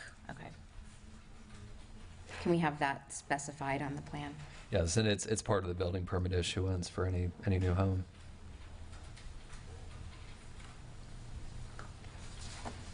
It's pretty house. Thank you. Yeah, it is, and I love the one you did on 21st, so nothing about your skills. It's just, you know, I wanted to mention the alleys, right? Okay, thank you, sir, appreciate it. Now, Brandon, we have nothing to vote on, we're just talking about it. This is just for informational purposes, right? Correct. All right. But I don't see, I guess sometimes we talk about coming back and talking about it again, but I don't really see any purpose in this particular case, unless some change, but they would contact you, obviously. Okay. Anybody else have any comments on the design review? All right, now we'll go to 5B, which is the restoration of city-owned historic buildings and sites. That's something from you, Brandon, I believe. I do. I just have a quick update or quick presentation, if we could get that pulled up, on the city's historic stock. So the city has 4 historic structures that we are looking at based on the damage that was sustained from the storms. The first is the Don Vista Santana Arts Center. And let me get this. Very minimal exterior damage to the structure. We're looking at repair of gutters, electrical equipment, flooring, structural components, and on the outside of the structure, we're looking at replacement of damaged shingles. We're estimating a cost just under $200,000. They are preliminary. We're still assessing the damages, but the outside of the building seems to have done very well. Of course, this is currently the area being used as a temporary fire station. We're looking at options for that longer term, but this is, I just wanted to give you an update on Don Vista. We do not expect it to be substantially damaged. We don't expect any issues in that regard. The Warren Webster. I'm sorry, go back. What about the Don Vista? Did you just say that? Or were you just talking about the Don Vista? That was just the Don Vista, yes. You said you do not believe there was substantial damage? No, I don't. We don't see at this time any reason to bring this back for a FEMA variance. Or okay, so what I was just reading here is about the property appraiser believed there was sustained substantial damage. So that's not accurate? Let me take a look here, I'm sorry. I mean, I know the shuffleboard buildings received substantial damage since you can drive your car through it, but... Sorry, I meant to say that it would be eligible for it's on the local registry, so it is eligible for that exception if needed. This is the Don Vista we're talking about? The Don Vista, correct, okay. Yes. And what does it mean that it has to be relisted in order to be eligible? So Did it come off of our list for some reason? It's still on the list. Any structure designated prior to September 2005, despite the fact that those are some of the most historic structures in our city because they've been on the registry the longest. Those were prior to the city becoming a certified local government, and the powers to issue substantial improvement waivers, FEMA, substantial damage variances, that comes along with being a certified local government, and it requires a structure to be redesignated.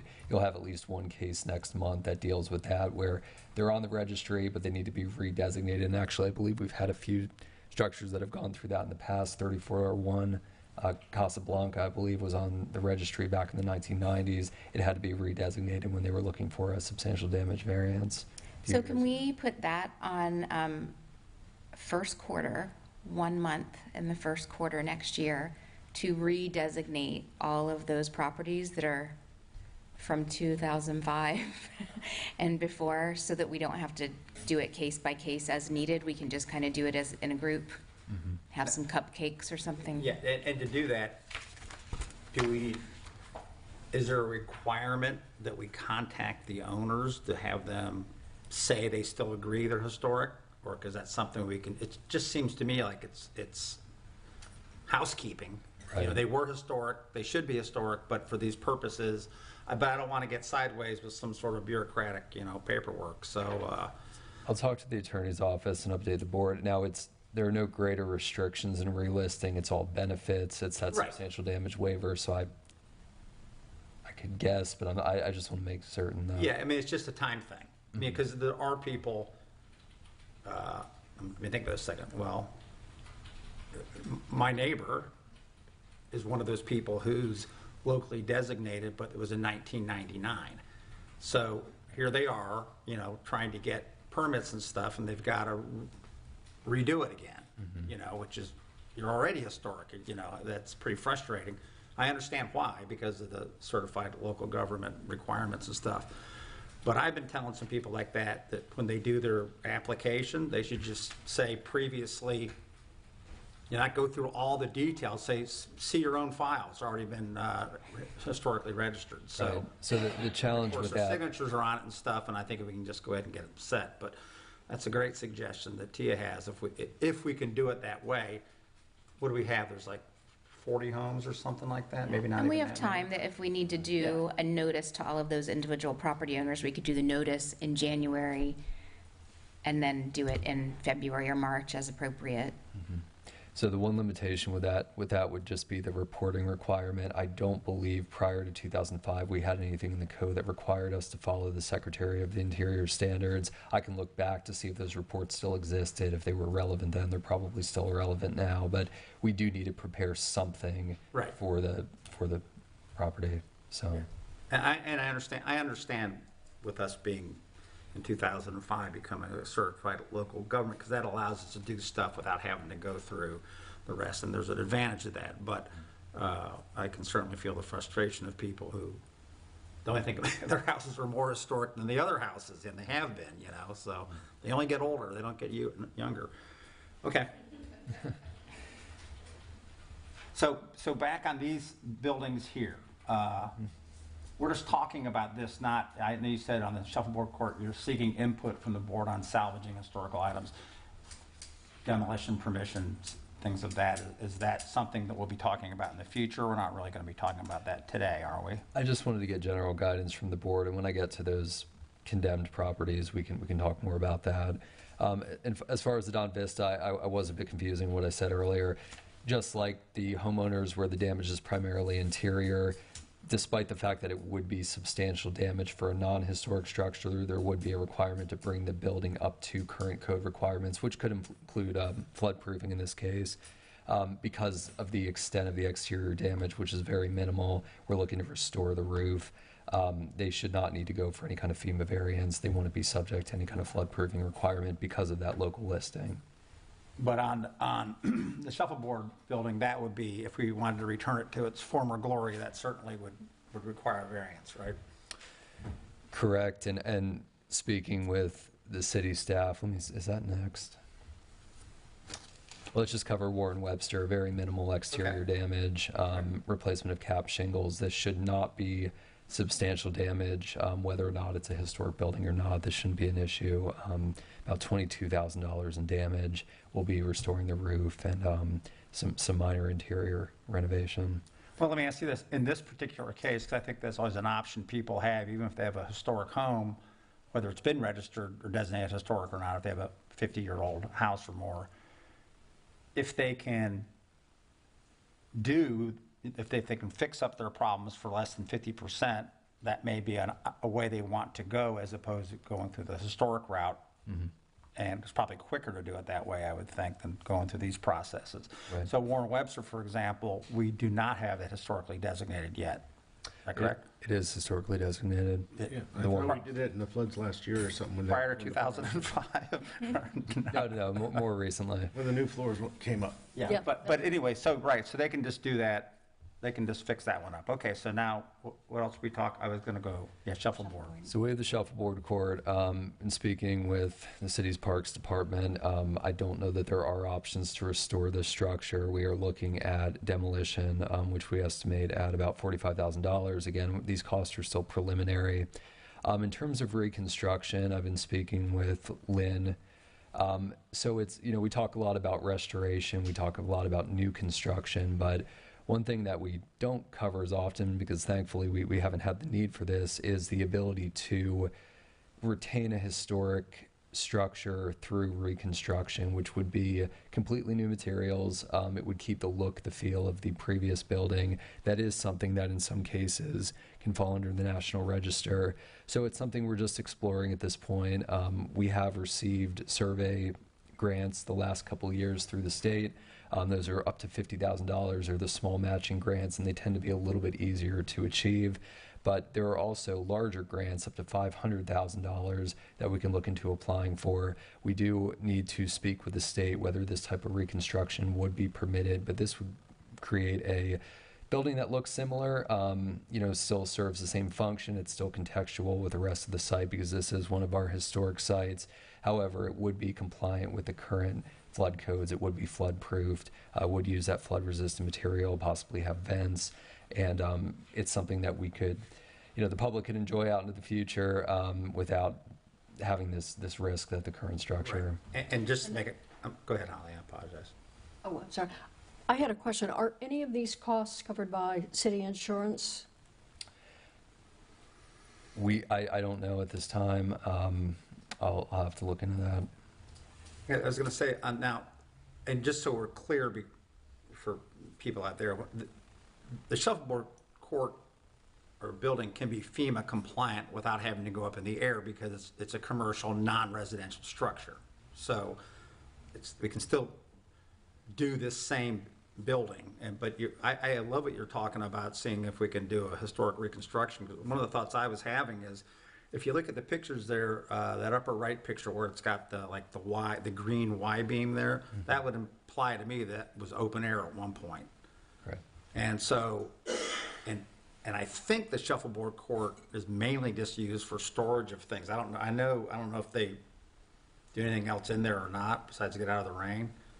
I'd like to think they were, having high stakes poker or something in there. Didn't have a whole lot of they are. improvements as far as kitchens and bathrooms and things in there. Well, I was going to say, The hose bibs, is in the basically, short was our term, I wonder if we could make it open air again, with the exception of the bathrooms, that probably could be fixed up quicker than, and just a thought, especially if we think we can maybe get grants to redo the whole thing at one point, because it's a neat building, Are there any historical photographs of Sure.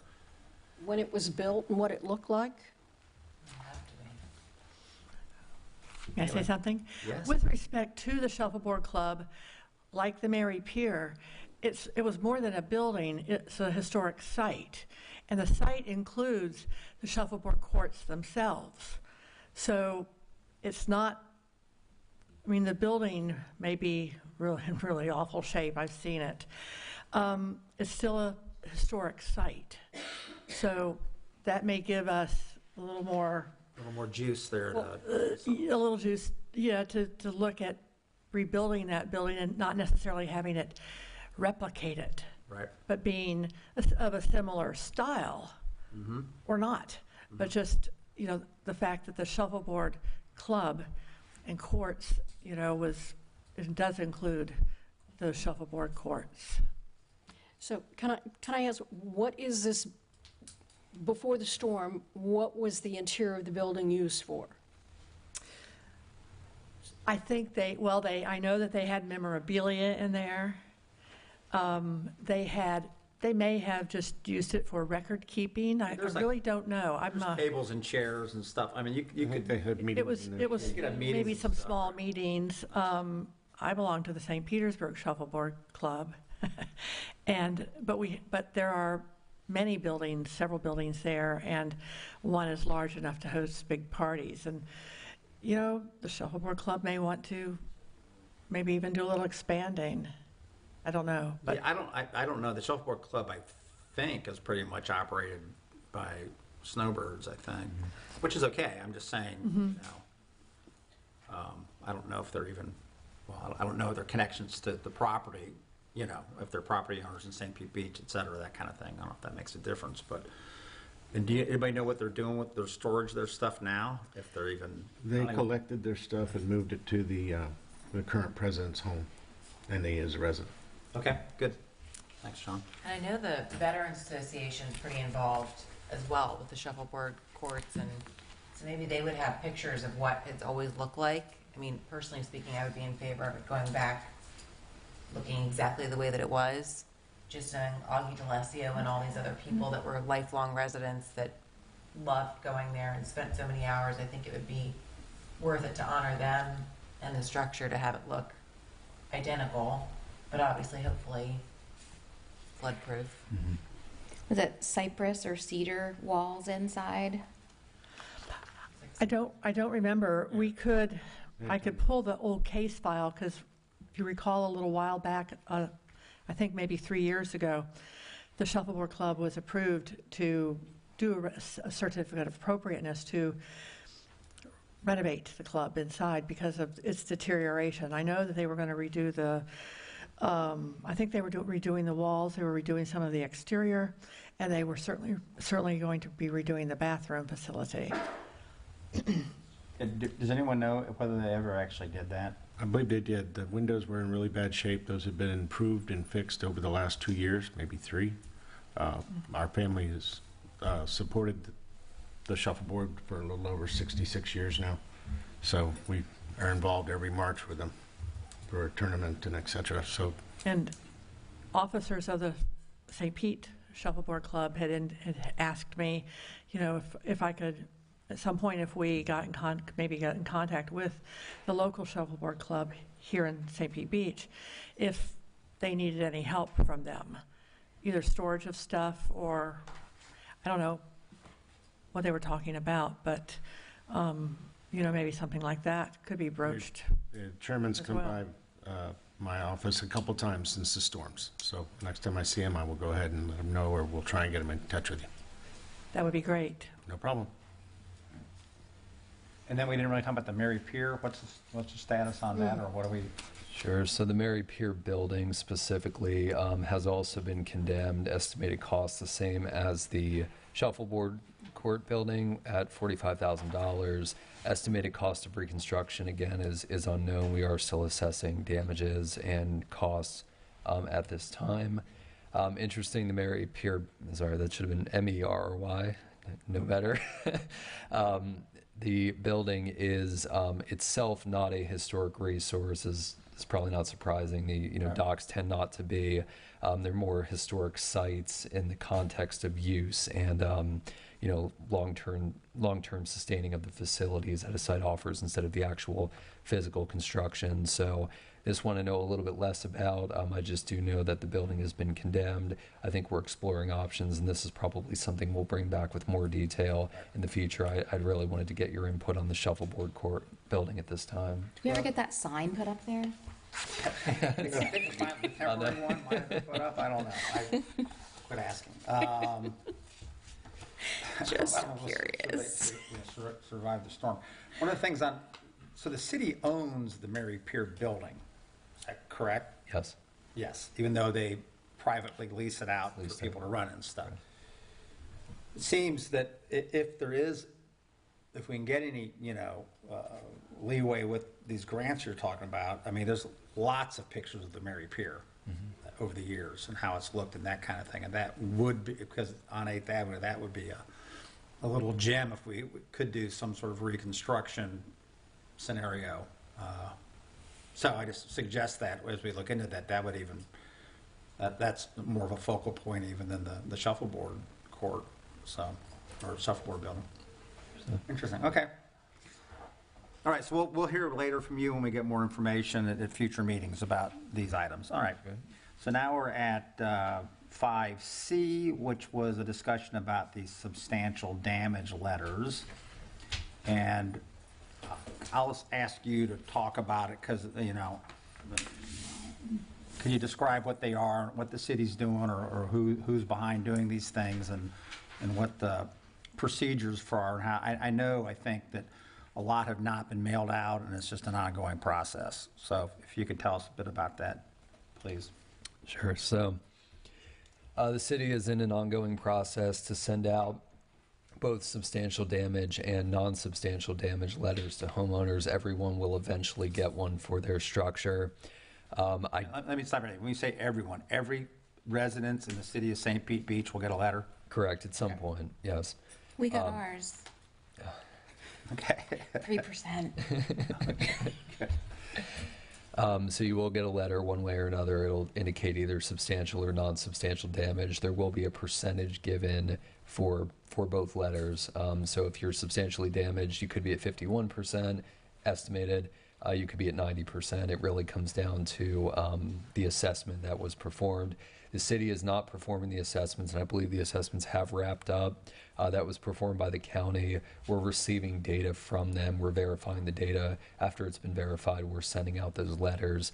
Now, as was mentioned earlier, and this is a common appeal request, in most cases, unless the property owner was present and they allowed the reviewer into the structure, they did not look inside. So if there were wood floors, wood walls, tile floors, those were not necessarily accounted for. Things that you can just dry them out, you can continue to use them. That wasn't accounted for. It typically looked at a worst case or one of the worst case scenarios that could have occurred. So in situations where you have wood flooring and it's been dried out, wood walls, you don't have drywall, you don't have insulation to replace, You can just submit photos. That alone may be enough.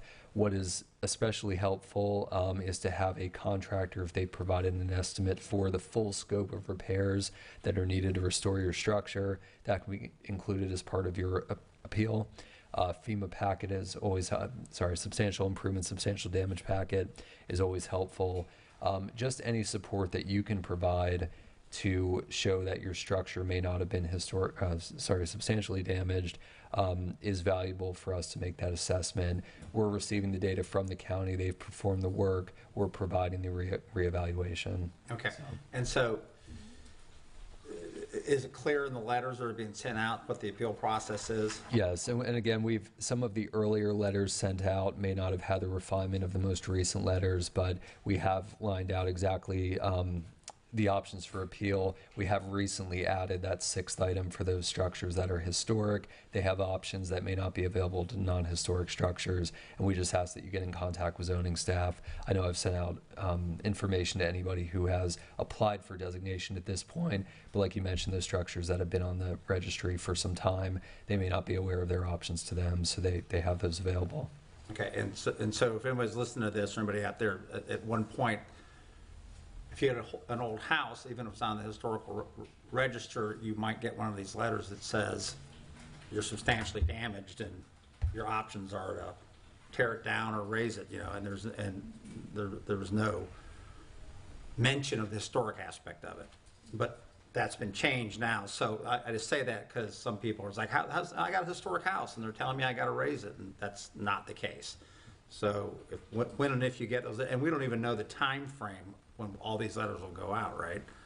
No, prioritizing certain ones and not really, or neighborhoods, or it's as data becomes available. We don't have any timeline for specific neighborhoods. We've received bulks from different streets, but others have been skipped over. We just don't have any.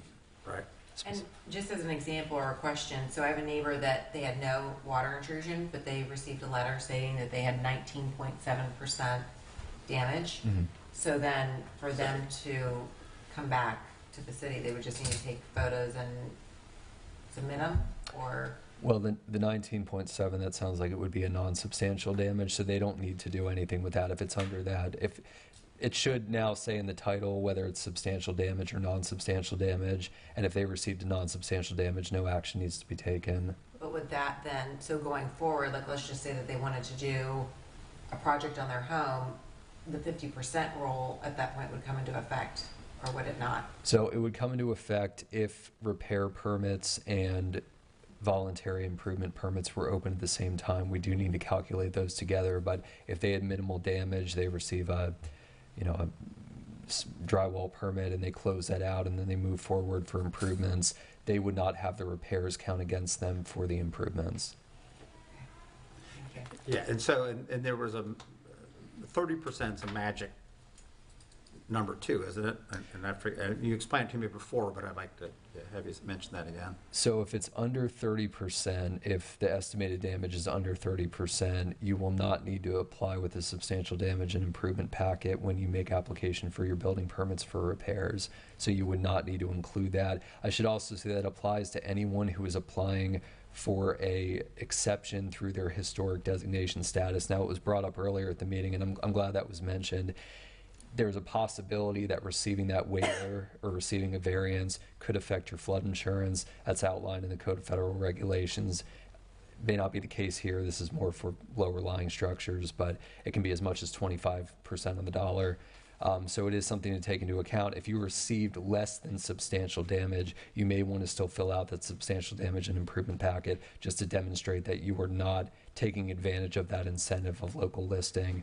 But if you do not want to fill out a substantial damage packet, if your work is entirely interior and you're looking to make repairs, if your structure is on the local registry, it was designated by the city after September 2005, we have confirmed we do have Florida Master Site files, which is the other half of the designation for all of those structures. You are eligible to just apply for the permits, and you won't be limited by not having that packet. So this might be splitting hairs, but is it 30% or more you have to submit, or is it 31% or more you have to submit the substantial package?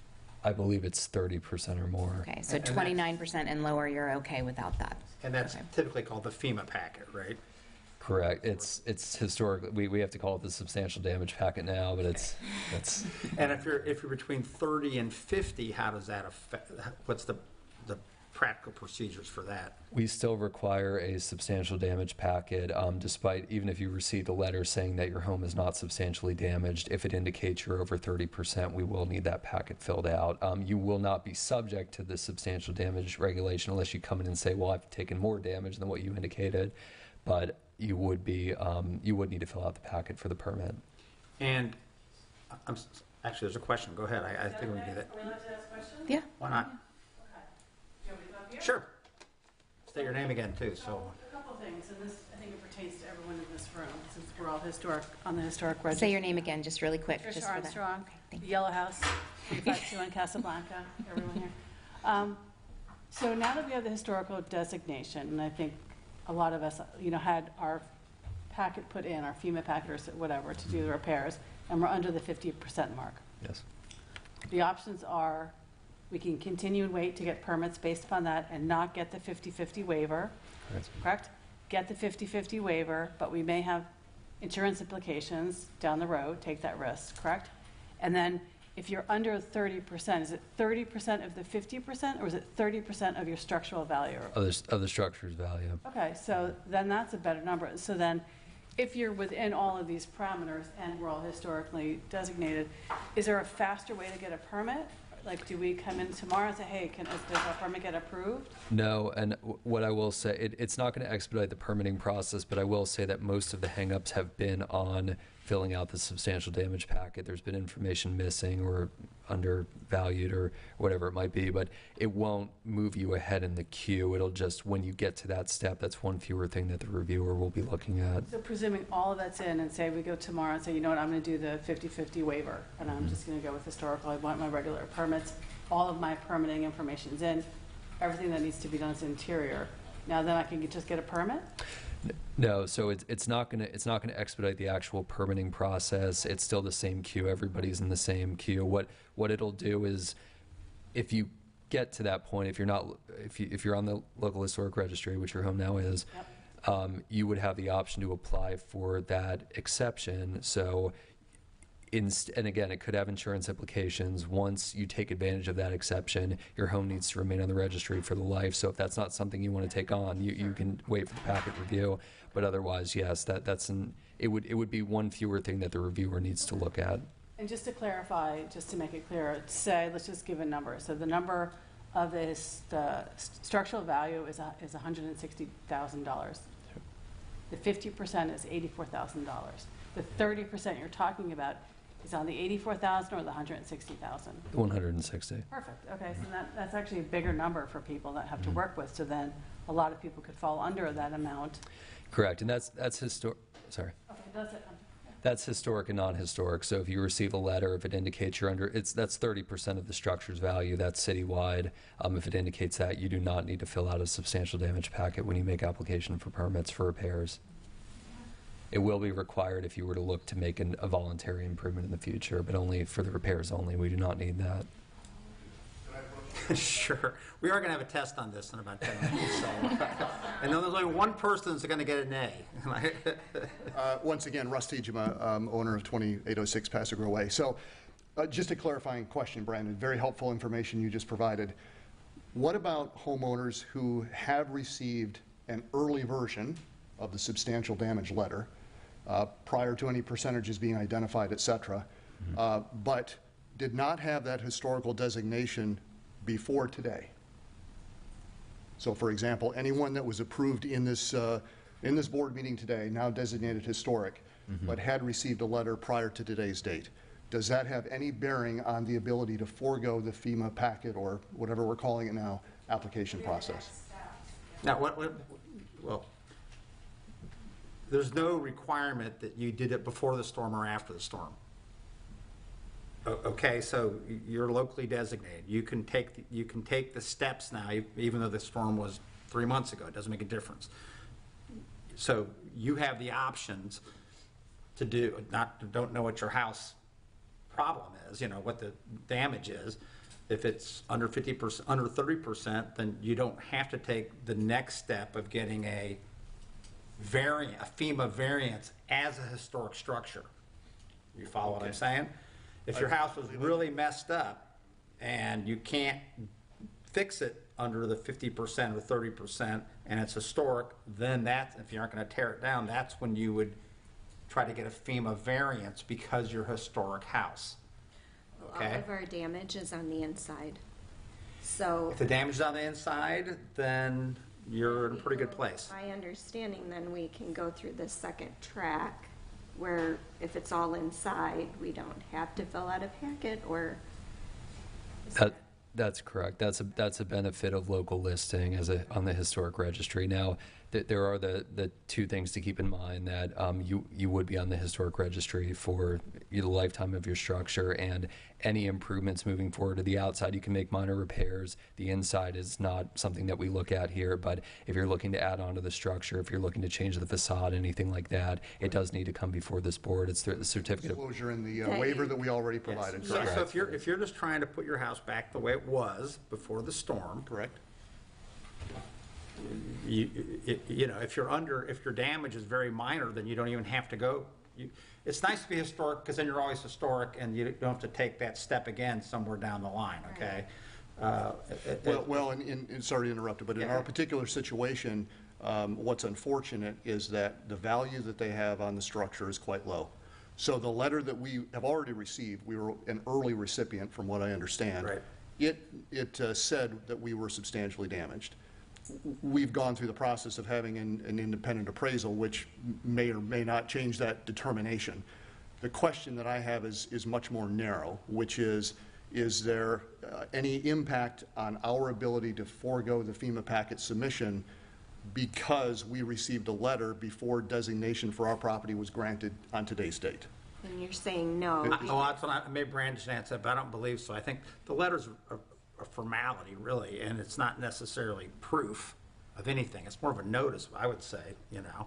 Right, and there may be benefits to going through the appeal based on the appraisal that you receive. If you do find that you're under 50%, there may be insurance implications. I'm not sure offhand, but no, it's not based on the date that we send the letter, because some may not get their letter for some time, and we've had dozens of structures designated as locally as historic after the storm. That's the event, so it's not going to impact when you receive the letter. Okay. All right, thank you for the clarification. Okay. Anything else? All right. Okay, thank you.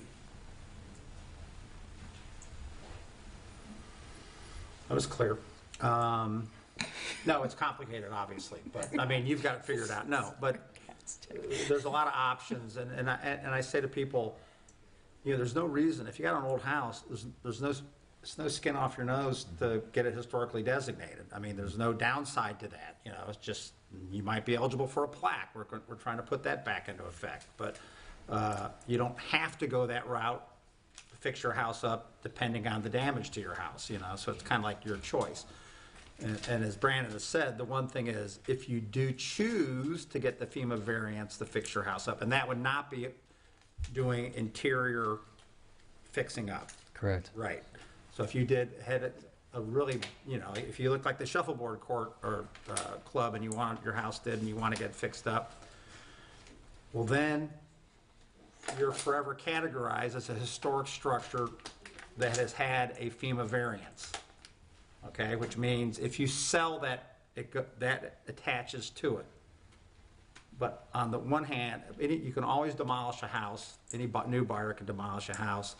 And if you're selling a historic house that's been added to and kept to be historic, then I imagine your buyer likes historic houses. And if he doesn't, he can knock it down. So I don't know if there's a practical issue other than there could be flood insurance issues. But we don't know what those are. You'd have to really talk to your insurance agent about that. Doesn't make any sense? I don't know, but nothing easy. There's nothing we need to do if all of our paperwork and permitting is in and our packet's done for the historic destination. We just sort of let everything just keep moving along. Correct. Staff will annotate your property file, and it will be indicated that you have a historic structure. So we'll add that in. If it turns out that you the scope of work exceeds that 50% substantial improvement value, which in your case it does not. For anyone else who's impacted by that, they would have that option for the waiver of the packet. Thank you. Thank you for clearing this up. The insurance thing could come if you were outside structures, it sounds like. When does the insurance pop itself up?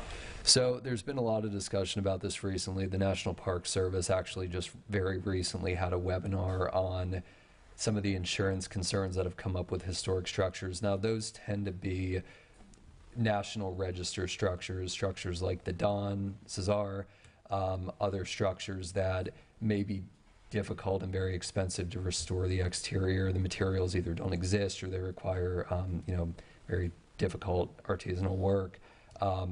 I don't know that it applies to structures on the local registry. It's always best to reach out to your insurance agent on that because it's going to be case by case. And there's nothing that goes on the public record right now that says your address has local historic designation. So people can look it up on the city website and see if you're on the list. But as far as going on Pinellas County Property Appraiser's website, you're not designated or identified as a historic structure or historic site at all at this point. I don't know that will change. Correct. So what designates on the property appraiser's website, what causes that historic designation to pop up is those properties that are receiving the ad valorem exemption. I believe we only have one in the city currently.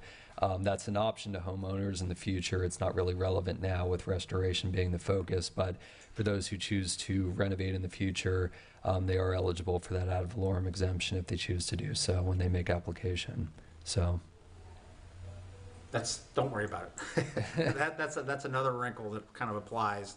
It really applies to people who are adding on significantly to their homes, which I don't think after the storm people are probably just fixing their homes up. Are you comfortable with us just asking? Yeah, probably the attorney might say I shouldn't be, but I think we're okay. Okay, just a question then on if you need to then go beyond the 50%. What I'm hearing you, which I didn't interpret in your email, was that if you have to go beyond your 50%, you do have another step to get a waiver. Yeah, go ahead. Only if you are altering the exterior appearance of the structure. No. Interior work that's beyond 50%, you do not. Correct. So there's a few options. Of course, if you're performing work that's less than 50% of the depreciated value of the structure, you could show through your substantial damage packet that the work is under that. If you're over that, we'll be adding into your property file that you have been designated as a historic structure, so you can request. That exception will be given to you in the issuance of the permit. You don't want. Hurricane repairs are not, they're just interior, and that's what's pushing me over the 50%, then I don't need a waiver. Correct. You'll receive an exception through the issuance of the permit. There's no additional step. No. No. What you're saying, they don't have to come back in front of us. Right. Correct. Not for interior. See, normally if you're going to add on to your house, like if there wasn't a hurricane and you bought an old small house and you decided to make it a medium-sized old house, so you do an addition that fits in with the old look of the house, you'd have to come. First, you'd have to come through in front of us and get historically designated, and then second, you'd have to come in to get a variance to do the building on the house. And that's the one that attaches for their on. So. My name is Dave Green at 3408 East Basin. I'm sorry, your name? Denise Anderson. Hi. Denise, did you bring up at the city council meeting that it may depend on when you became historical, whether or not you have to do the FEMA packet? Some of these are not exempt from SISD, is that correct? So that we talked about that earlier. If your structure was designated prior to September 2005, those are the ones. So anybody in this meeting, it's not relevant to them. We do have structures that just based on how the state regulations relate to a certified local government has to designate you, and we were not that status prior to September 2005. So much for clarifying so much at this meeting. Sure. I've got to tell you, I was at my home each time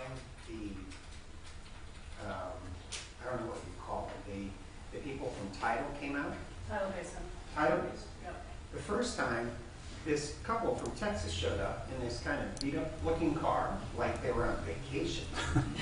I kid you not, it was a man and wife. They said they were married. They wanted to come to Florida. They're making their $40 an hour. They've got their iPad. They're going home to home. Are you guys engineers? No, we're not engineers. What? Okay, so then another couple. No, there was two guys that came out from Tampa. They were subcontractors of the subcontractors because Tidal Basin became so busy. You guys engineers? We're not engineers.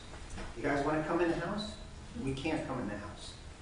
The third time, two guys came from Fort Myers. Not engineers. Had a little piece of cardboard with some numbers in there. Can you guys come in the house? Nobody's been in the house yet. We can't open up your file. I mean, look. No, we can't come in the house. I'm just saying, you know, if they're going around judging whether people have to tear down their houses, raise their houses, that seems like a much more, somebody that has to be a lot more qualified to make that decision. Well, you're right, but that's the nature of the emergency we've got. But also recognize the letters are just notices. There's an appeal process that, you know, they're telling you this is what we think right now, and it might be onerous to you, but you can say, no, you're wrong, and they'll say, okay, we never went in the house. So it's a bad process, but at the moment, it's the only, I'm not defending it, I'm just saying at the moment, it's really the only one we have. And so, also, for the most part, those people who are coming out, they're data collectors. They're not the decision makers. So they're collecting data, taking pictures and measurements, but they're not the ones making the decision and the determination as to whether or not you're over or under 50% or 30%. The county gave me $29,000 to fix my house. It's like they throw a dart and pick out a certain amount in the neighborhood. So I have another home down the street, same age build, 20, maybe more square feet. They gave me $49,000 to fix that one. I don't know where they come up with the numbers. So I got my private appraiser. You probably know. And so now I have a much larger figure to work with, of course. So I'm at like 17% at one house, 17.7% at the other. But I am concerned, I get that letter, you know, what that next step is, and it's all interior, drywall, cabinetry, yeah. Right. So that appraisal, the determination letter does go into detail on some of the options for submitting an appeal, submitting a private appraisal that has been performed for FEMA depreciated value purposes. That's one of them. Having a contractor provide an assessment of the required work. Even photos, like I mentioned before, photos can suffice in some cases. Which are all in the appraisals. Correct. Really detailed appraisals. So you were, I'm not sure that the letter always indicated this, but you can reach out to our department in the city's permitting portal. You can find your letter and you can upload your documents to that case, and that'll be reviewed as part of the appeal. We really appreciate everything, all of you, that what you're working on here to try to preserve our neighborhoods and stuff. That you answer emails like fast. I mean, I don't know when you're sleeping. Never. Yeah. Never. 2027. Thank you so much for You're welcome. transparency. okay, good, thank you. Okay, 5D, our last thing is small wireless facilities that you're going to amaze us with. Whatever that means. I don't know about amaze. If we could get the PowerPoint pulled up, please. So this was emailed to the board, I believe, a month or two ago. This was right after the storm. These requests came in right before the storm. So the Advanced Wireless Facilities, Infrastructure Deployment Act of 2017, which was amended in 2019, preempts local governments on most aspects of small wireless facility design and placement.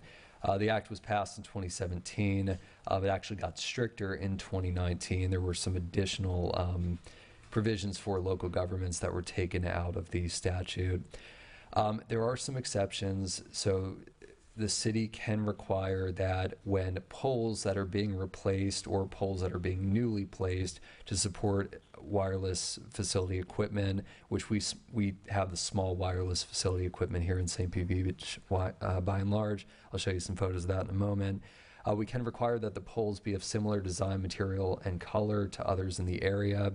The equipment itself must meet the color, camouflage, and concealment requirements, and the poles may not exceed the height of the closest pole within 500 feet. If there is no pole within 500 feet, they can't exceed 50 feet. So we have gotten some requests down in Paso Grill. I believe we previously received one that was under a Verizon permit. This is maybe 5 years ago. It was further north, closer to the Don Cesar neighborhood.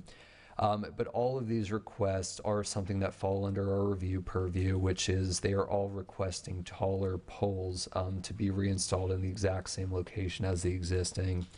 So you see, of course, the current view on the left side of the screen. The right side shows the taller pole. It's an additional 7 feet. They are going to retain the same light with the sconce. It looks like the color on the equipment and the antenna is going to be different, but it is going to be colored to match the lighting sconce. They have the exterior radio equipment box, the antenna at the top. They meet the requirements to be considered small wireless equipment, which effectively limits the city's ability to apply a higher tier of standard to these type of installations. And I'll show you other installations that are proposed that are similar in design. So is there a definition of small wireless facility? I'm Is doing that this- defined? I'm doing this from memory, but I believe it's the radio box is 28 cubic feet and the antenna is 6 cubic feet or less. If I remember right, that is the standard for small wireless equipment. And I know you're going to tell us, but how prevalent are these? How many, like in Paso Grill, how many are we talking about? We received 6. I don't know if we'll be getting more. I don't know what the radius of these things are. I mean, they cover a couple blocks? Is that how that works, kind of? Based on what we've seen in other areas of the city, they're usually, I believe they're about placed every 5 blocks. Now, that's just based on the local streets. The FDOT doesn't typically run their permits by us. We've received a few, but those are based on our local installations, local street installations. Okay, thank you. So this is the southwest corner of Hurley Park. This is 5 feet taller. They're replacing the pole again. The equipment looks like it's a lighter gray, but they have noted on the plans that they're going to be, it's going to be shaded to match the lighting sconce. Out of curiosity, so the light would then be obviously higher as well, is that correct? I believe for this one, the light's at the same location. It's going to be at the same height. Don't start bringing the turtles up. Yeah. The lights can't move. No, they aren't talking about raising the lights. They're just adding on top. No, it's just it's a replacement pole in the same location. It's going in all of these cases. They will be taller. So the boxes, or where it says radio and antenna, those light gray objects will match the black light or the gray pole? So I had requested the black light just to blend in with the equipment. We do have the ability to ask them for color changes, but there's another question I wanted to ask the board just as after we go through this related more to the pole height, given that's something that is in our limited purview. Here is 109 2nd Avenue. This is the tallest of the 4 that they're looking to install. This will be an additional 12 feet. It will be wood. The antenna, again, will be painted brown, which is the closest color they have to match the pole itself. There is no, lighting sconce that is of a significant different color. Again, all of these fall under the small wireless facility equipment standards. They have the power panel and the meter socket down at the ground level. The radios in a box vaulted a little bit higher, and then the antenna at the top. So that previous pole listing, is that light fixture scheduled to be replaced at some time with the historic lights, or on the avenues? No, just on... I haven't heard about the avenues, no.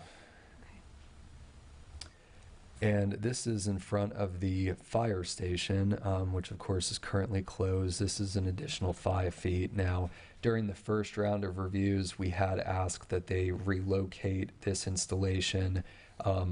We, of course, have the fire station we're looking to redevelop. we're concerned about the location of this pole relative to a balcony and walk-up that's projecting off the front of the structure. Of course, this is on the other side of the sidewalk, but sharing this with our architects and designers, they did have some concerns about this pole location. Problem is, once these go up, it is the city's responsibility in most cases to relocate them, and there are cases where the city can require undergrounding and require the removal of these installations, but it's a fairly arduous process, so it would be something down the road that needs to be dealt with.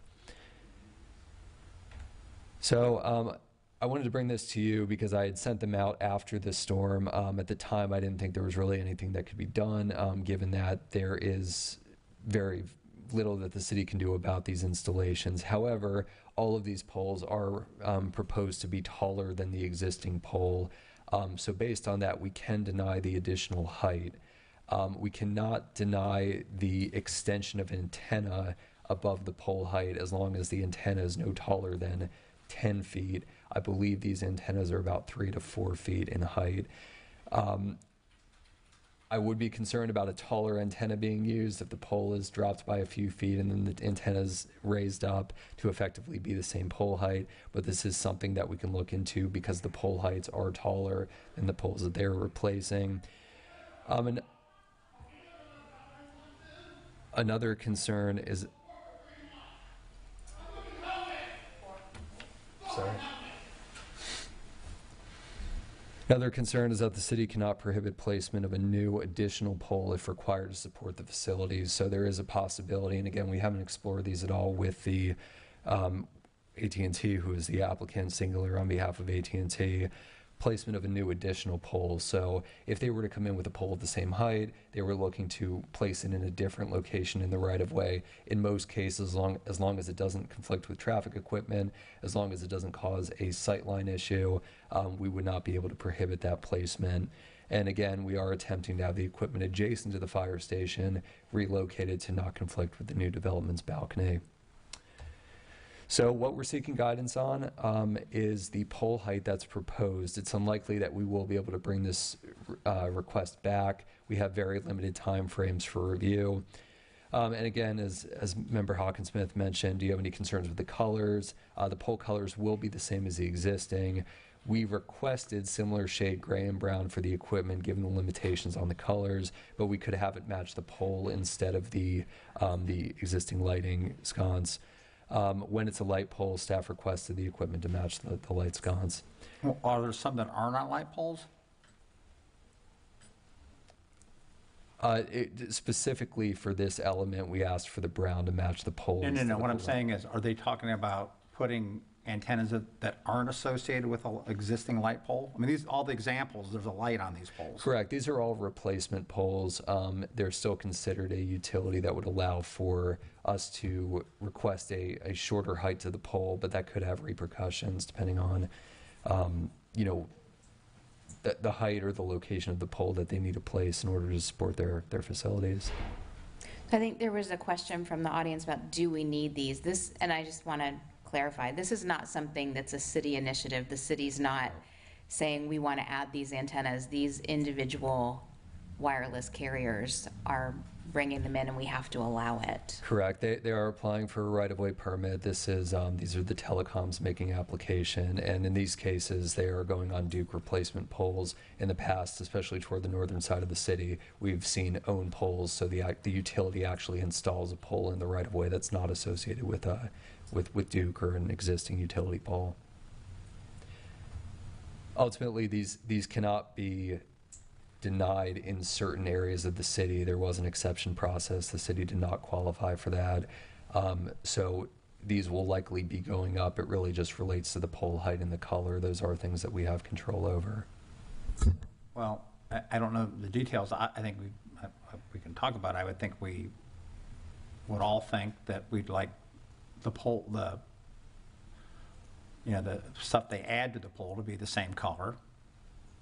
And as the pole or as the light? Well, wherever it's going to blend in more, right? In the other examples where the whole pole is black and the light is black, right, obviously that shall be black. In this situation, I think the picture we're looking at now, I think it should match the pole. Pole, I agree. So in all cases, it would match the pole. Well, no, Yes. It might be black or it might be gray, That's a good brown, point. but One it of our would. lightest That's my pole. point. Yeah, okay. Sean, good job. So, And I did want to note, I did look up the definition of a small wireless facility for you. And so that's equipment that's no more than 6 cubic feet. And then all of the equipment cumulatively, so there's the box, that's the 6 cubic feet. And then all the other equipment, no more than 28 cubic feet in volume. And so that's the statutory definition of small wireless facility. 28 cubic feet's a lot of real estate. yeah, but it's For a broken up pole. into so many pieces, I guess. too. But so then, Brandon, how much, these examples we're looking at, can we say we want them shorter than that? We could ask, technically, they have resubmitted. The original submittal did not include that, the 500-foot radius.